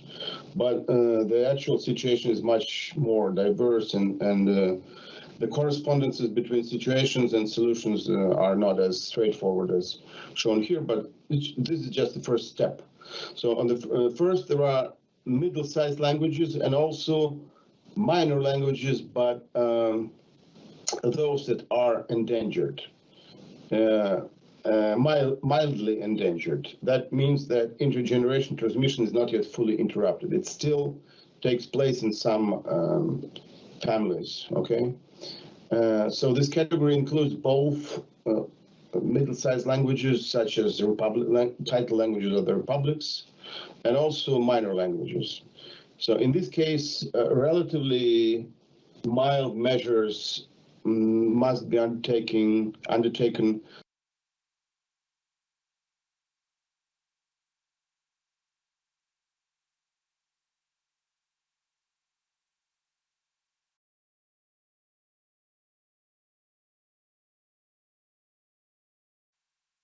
such as changes of social practices, increasing the prestige of a language, particularly in everyday communication. It's not easy, but there are still some social networks in the society you can rely upon to do that. Then there is a category of severely endangered languages, in the case of which the intergeneration transmission has been interrupted. And then we need to use a method of so-called language nests. It's one of the main methods developed in the world for this kind of situations. Language nest is a kind of kindergarten in which little children, 2-3 year old children, are put together not with their parents, but with the generation of their grandparents who still speak the language. So it's done, over the heads of the middle generation that are not speakers anymore. And that's been shown to be quite effective in some cases. And if a language is on the verge of extinction, there are only older speakers still living, people like in their 80s, for example, then probably the most urgent thing is to run linguistic documentation before it's too late, okay? So this is an example of language nests in the Cook Islands, which is a territory of New Zealand. And you see how these women of the grandparents' generation stay around little kids. And in New Zealand, this method of language nests has been quite useful and effective. Okay. How many more minutes do I have? No, I think about 5-7 minutes. Okay, thank you so much. Yeah, that will be enough for me. Okay, so the program, as we see it now, has a number of main components. I mentioned just a few here on this slide. First, it's important to use social advocacy for cultural and psychological advances of early bilingualism. It's known now that even from the medical perspective, it's better to be multilingual than monolingual. So Russian must be acquired not instead of ethnic languages, but along with them, as Olga Kozakevich often says. Then we need to use a well-grounded methodology of language revitalization. Not just random measures, but some kind of systematic methodology. A network of language activists, that is those people who are willing to devote parts of their lives to language work, is necessary. Also, we propose a system of state-funded cultural and linguistic centers, recruiting speakers of the older generation and putting them together with little kids. There must be a system of measures of organizational and financial support for local activities, possibly via NGOs. and a few other measures. So the three most important pillars of language revitalization is the key participation of local activists, the presence of administrative and financial support, and also the use of grounded methodology and expertise. There are several factors in favor of the proposed program. I just mentioned three such factors here.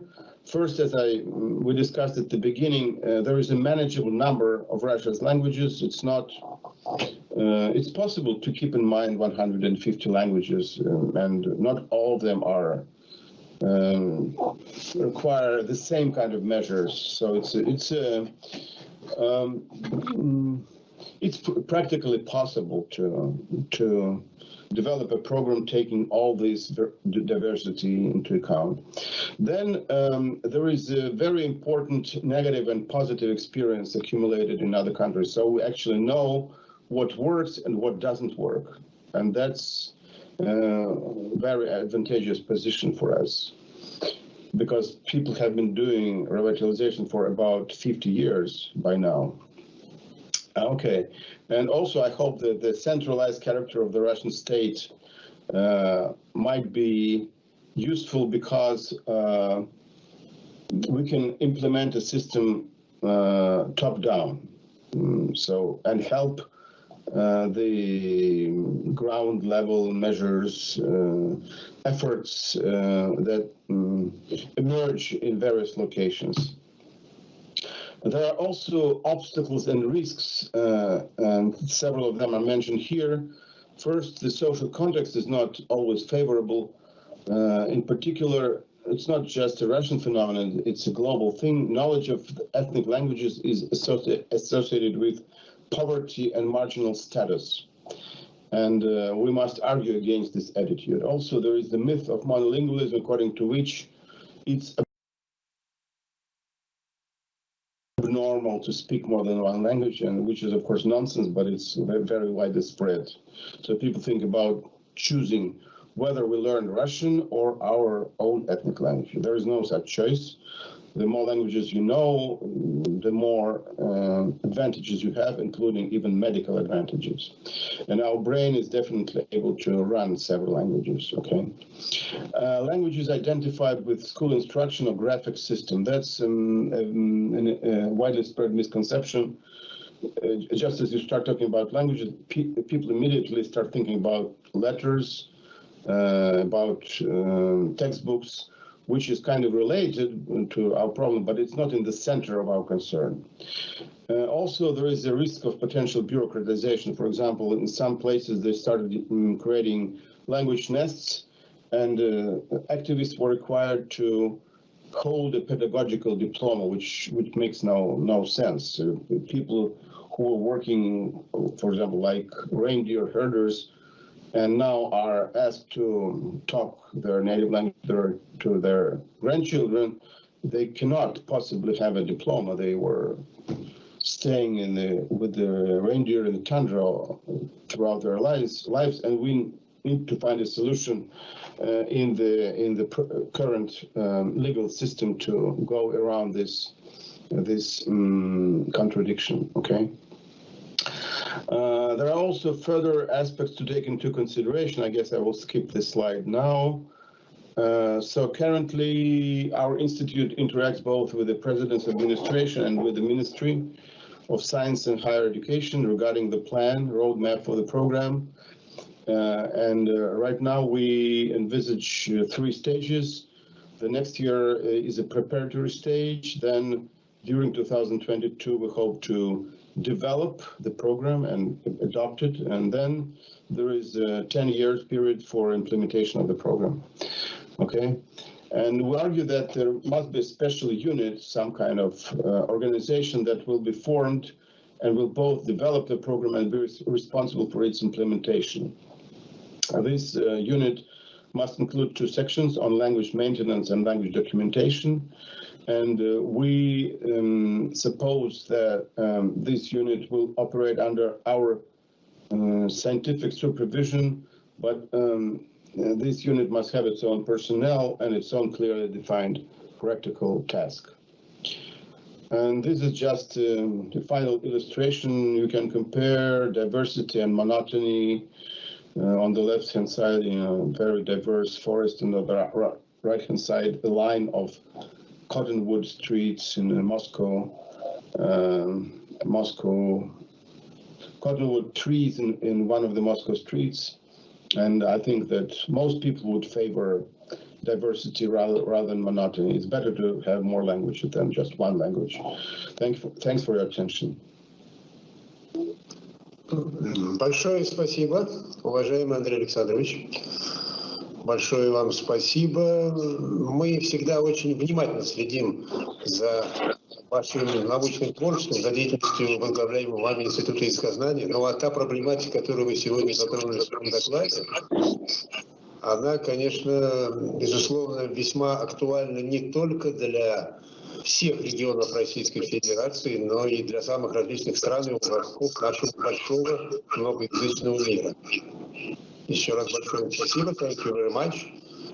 Спасибо. Андрей Александрович, we always closely follow your scientific work and the activities of the Institute of Linguistics headed by you. Спасибо. Ну, а завершает наше первое пленарное заседание еще один наш весьма уважаемый партнер, сопредседатель оргкомитета саммита, доктор филологических наук, член-корреспондент Российской академии наук, директор и наряду с этим заведующий отделом языков народов России Института лингвистических исследований Российской академии наук Евгений Васильевич Головко. The first plenary session of the Kazan International Linguistic Summit Challenge and Trends in World Linguistics ends with the report of one of our respect partners, co-chairman of the Summit Organizing Committee, Doctor of Philology, corresponding member of Russian Academy of Science, director and the head of the Department of the Language of the People of Russia, of the Institute for Linguistics Studies of the Russian Academy of Science, Евгений Васильевич Головко. Евгений Васильевич, пожалуйста, мы передаем вам слово, включайте ваш микрофон, и мы с удовольствием выслушаем, что вы говорите. У вас выключен микрофон, пожалуйста, вы его включите. Меня слышно? Да. Пожалуйста. Очень хорошо. Thank you very much. And the aim of this paper, and I will do my best taking 20 minutes as it is on the program. The aim of this paper is quite modest. I would like to draw attention to the field of linguistics that is normally considered to occupy the place at the margins of core linguistics, namely to ethnography of speaking or ethnography of communication. As is well known, the key notion in this field is communicative competence. Could you please change the slide? The key notion, as I said, is communicative competence, and this notion was introduced in the famous book and in the famous articles by Del Himes in 1972. The two major ideas of Himes' paper are as follows. The object of ethnography of speaking is communicative competence, and ethnography of speaking is to study not separate phrases or sentences, but the rules of speaking in language community. Next slide, please. Some authors studying language contact, for example, Robert Lepage and André Tabouret-Keller in their seminal work, then Peter Maiskin, Peter Auer, and others, posit that there is no real difference between switching between codes proper, the so-called languages, and switching between social dialects, so the so-called registers or styles. Only professional linguists can distinguish between codes. Only professionals know what languages are related to each other and have some similar elements in common. Which pair of languages represent closely related languages and which pair combines languages that are at a distance from each other. The word close in this context presupposes not so much historic relationship, but the fact that some languages that are closer can be learned and appropriated with a lesser effort than some others. In contrast with professional linguists, an ordinary speaker draws borders between languages in a different way, depending on his or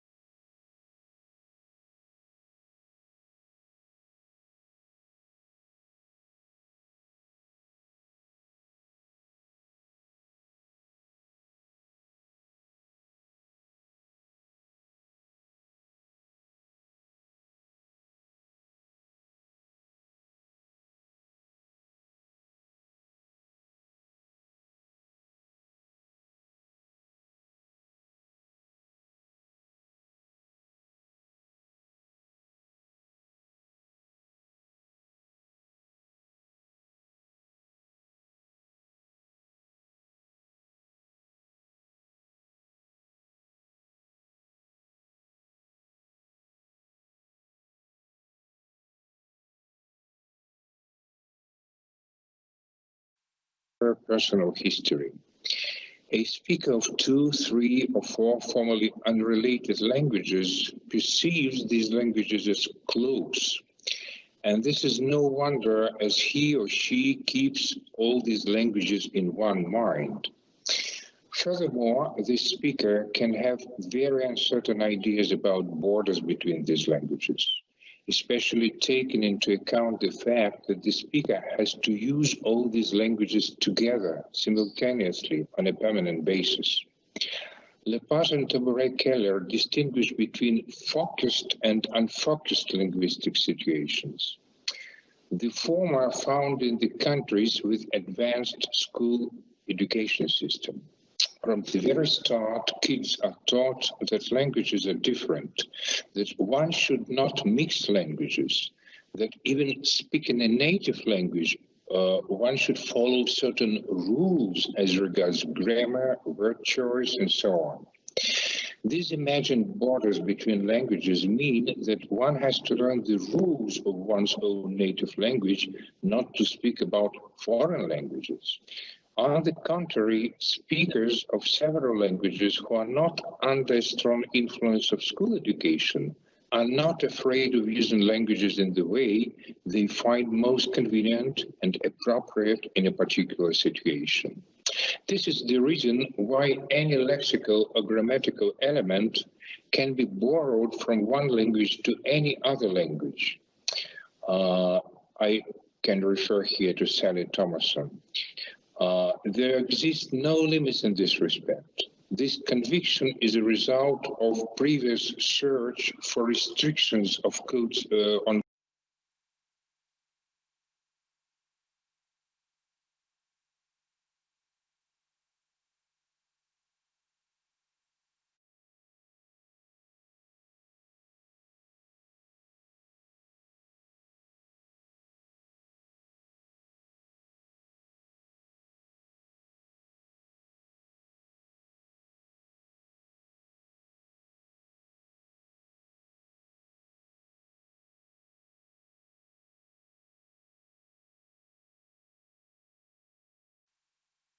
code switching undertaken in early works on language content. Next slide, please. The above-mentioned statement that there is no real difference between real languages and social dialects can be looked at from another perspective. Among social dialects, there is always the main social code, first code or native code. Using a particular social dialect is not restricted to the correct usage of lexicon and syntax. Having command of a particular social code means that one should use the right contextualization cues, the notion introduced by John Gumperz. What are these contextualization cues? Intonation, pronunciation, pauses, volume, and so on. These cues are often considered marginal, peripheral elements, but they still play a very important role in communication.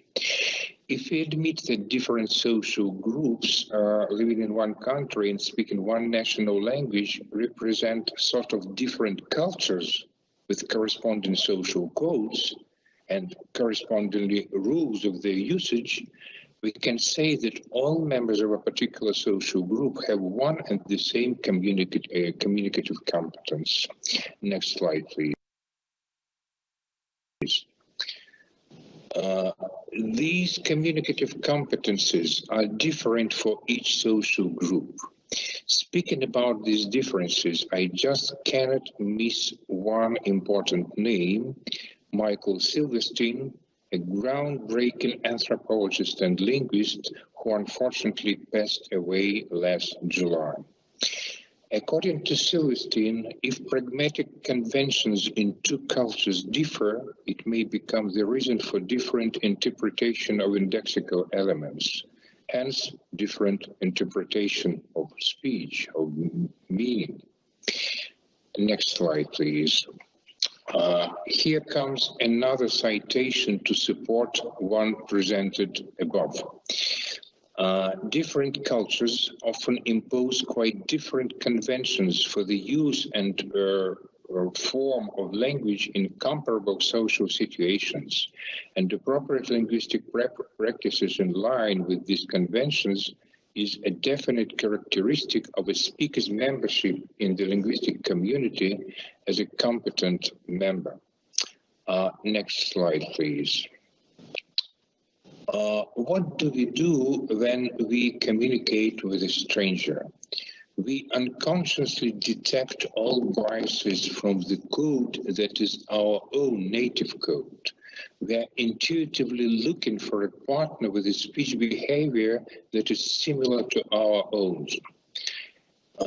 Based on our previous experience of communication with other people, we make inferences regarding our communication partner, his or her linguistic habitus.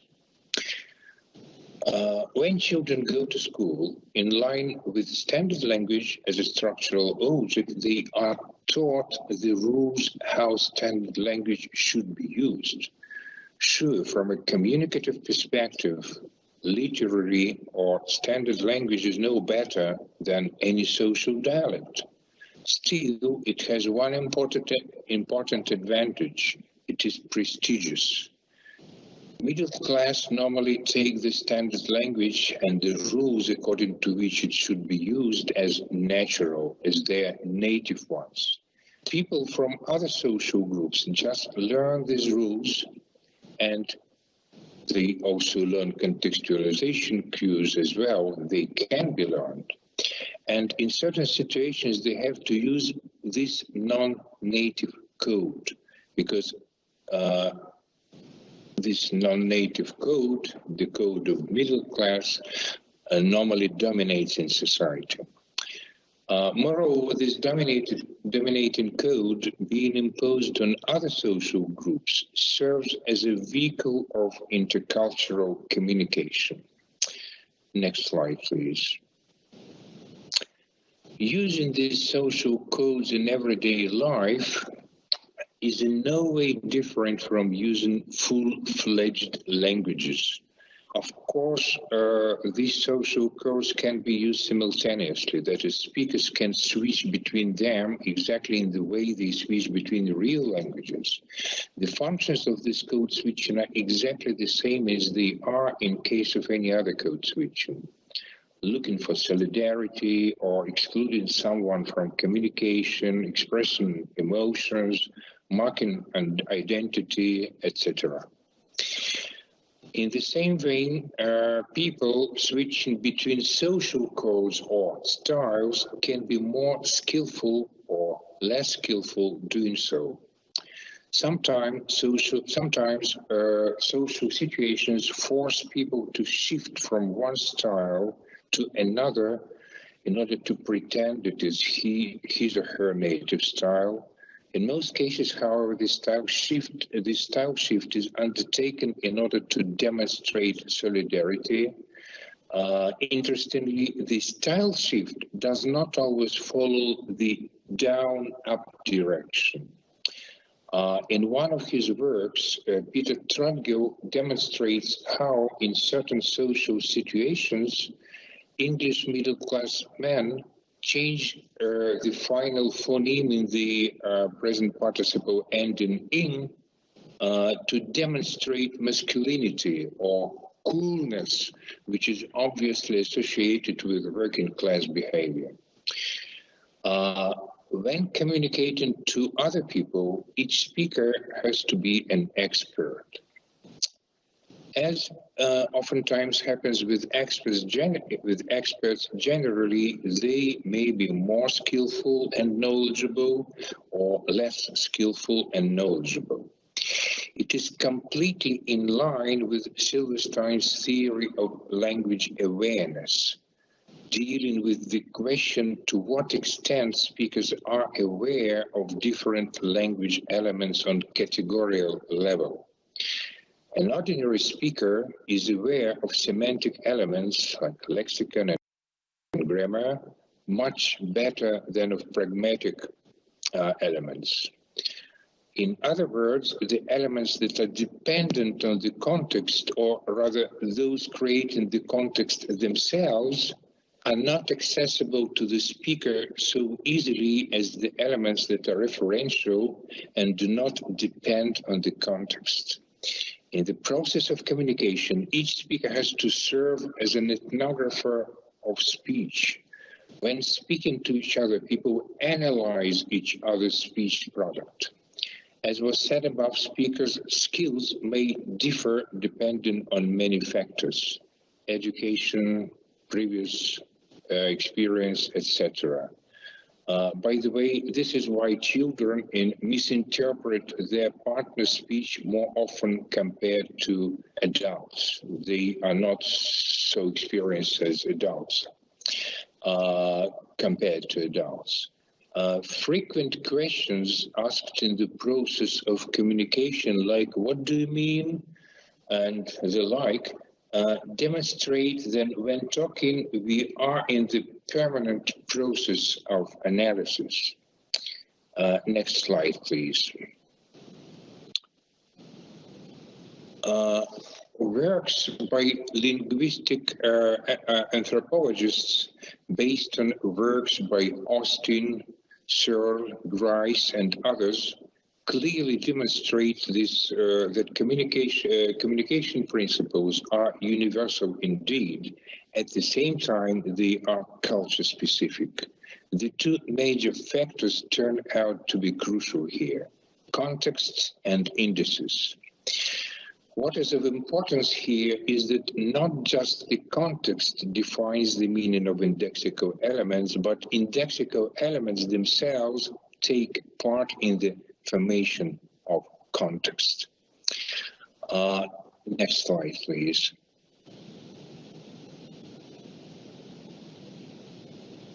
Next slide. In connection with the previous talk by Andrei Kibrik, I would like to add a few words on documentation and language endangerment. As we all know, and as we know from the previous talk, the number of languages is shrinking, is diminishing, and documentation has become an extremely important aspect of linguistics. Practically, it has become a separate field of linguistics, part of linguistics. I would like to refer again to Michael Krauss. He rightly put it that linguists should not find themselves in the position of people who lost the object of their studies before it is too late. So documentation, the task of documentation is really critical today. For a long time, it was a usual practice for field linguists to record only separate sentences, and narratives. That was a documentation of language structures practically out of context. And it has been only recently that linguists started to record not only monologues, narratives, but natural communication as well, natural dialogues, natural family talk, table talk, quarrels, and so on and so forth. In old days, however, texts were really butchered before publishing. There were a lot of corrections, substitutions, grammatical changes made before a text was published.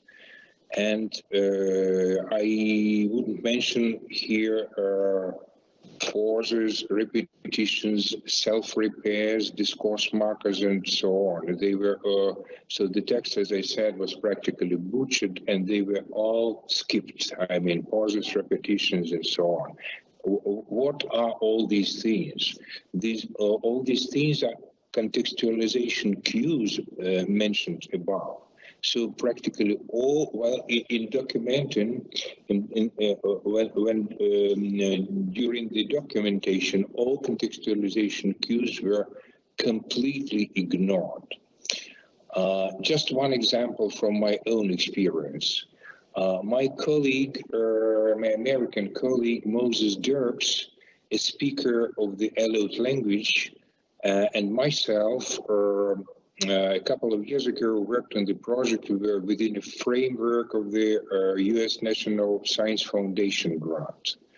And our goal was to transcribe several short Allied texts from wax cylinders recorded as early as 1912 by the Russian ethnographer Valdemar Yokelson.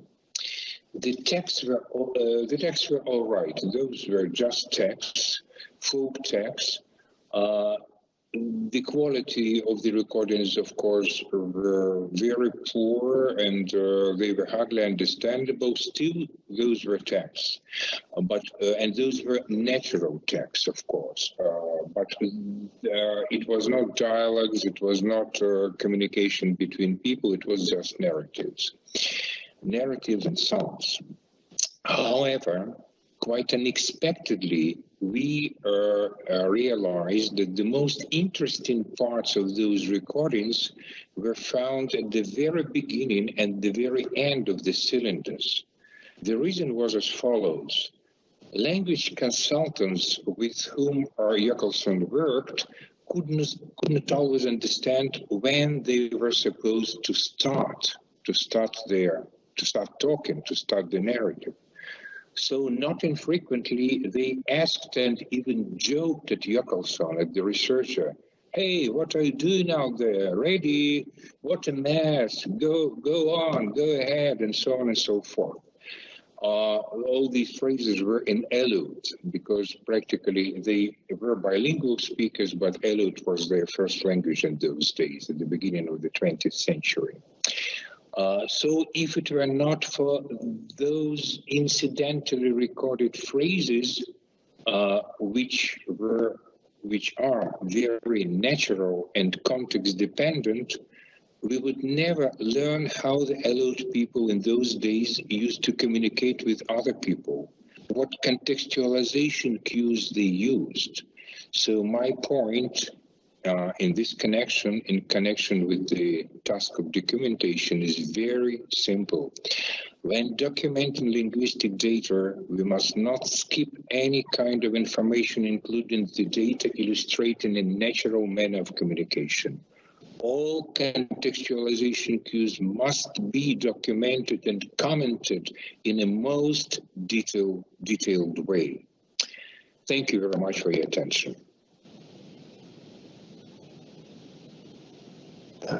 Thank you very much, dear Евгений Васильевич. Большое вам спасибо за ваше глубокое и содержательное выступление. И надо сказать, что вы всегда являетесь для нас таким своеобразным образцом серьезного, скрупулезного отношения к изучаемым проблемам. Thank you very much, dear Evgeny Vasilyevich, for your profound and meaningful presentation. You are always the best example of scientists for us. Уважаемые коллеги, участники и гости Казанского международного лингвистического саммита, наше первое пленарное заседание подошло к своему концу. Мы очень благодарны всем его участникам, заслуженным ученым с мировым именем, которые поделились с нами результатами своих серьезных научных исследований. Я думаю, что для всех участников саммита это будет большая тема для дальнейших разговоров и обсуждений. Тем более, что все эти доклады и, в частности, наше открытие пленарного заседания, оно будет вывешено на сайте нашего саммита, и все наши участники смогут всегда посмотреть, пересмотреть, еще раз уточнить те или иные моменты, которые связаны с выступлениями наших уважаемых коллег. Впереди вас ждет еще много интересных встреч, выступлений, дискуссий. Только сегодня это две научные предметные сессии по исторической эволюционной лингвистике и традиционной лингвистике и цифровой трансформации. Одна из них уже началась сегодня в 12 часов. Ну а в 17:00 по московскому времени вы встретитесь с главными редакторами очень интересных научных лингвистических журналов, которые индексируются в базах данных Scopus и Web of Science. The first plenary session of Kazan International Linguistic Summit Challenge and Trends of World Linguistics has come to an end. There are many more interesting meetings, reports and discussions ahead of you. Only today, two scientific subject sessions and a very interesting meeting with editors-in-chief of scientific linguistics magazines indexed in Scopus and Web of Science. Поэтому мы желаем вам всем активной и плодотворной работы. Ждем вас всех на мероприятиях нашего саммита, которые продлятся еще 5 дней, вплоть до пятницы этой недели. И желаем вам всего самого наилучшего. We wish you active and fruitful work, our colleagues. Good day.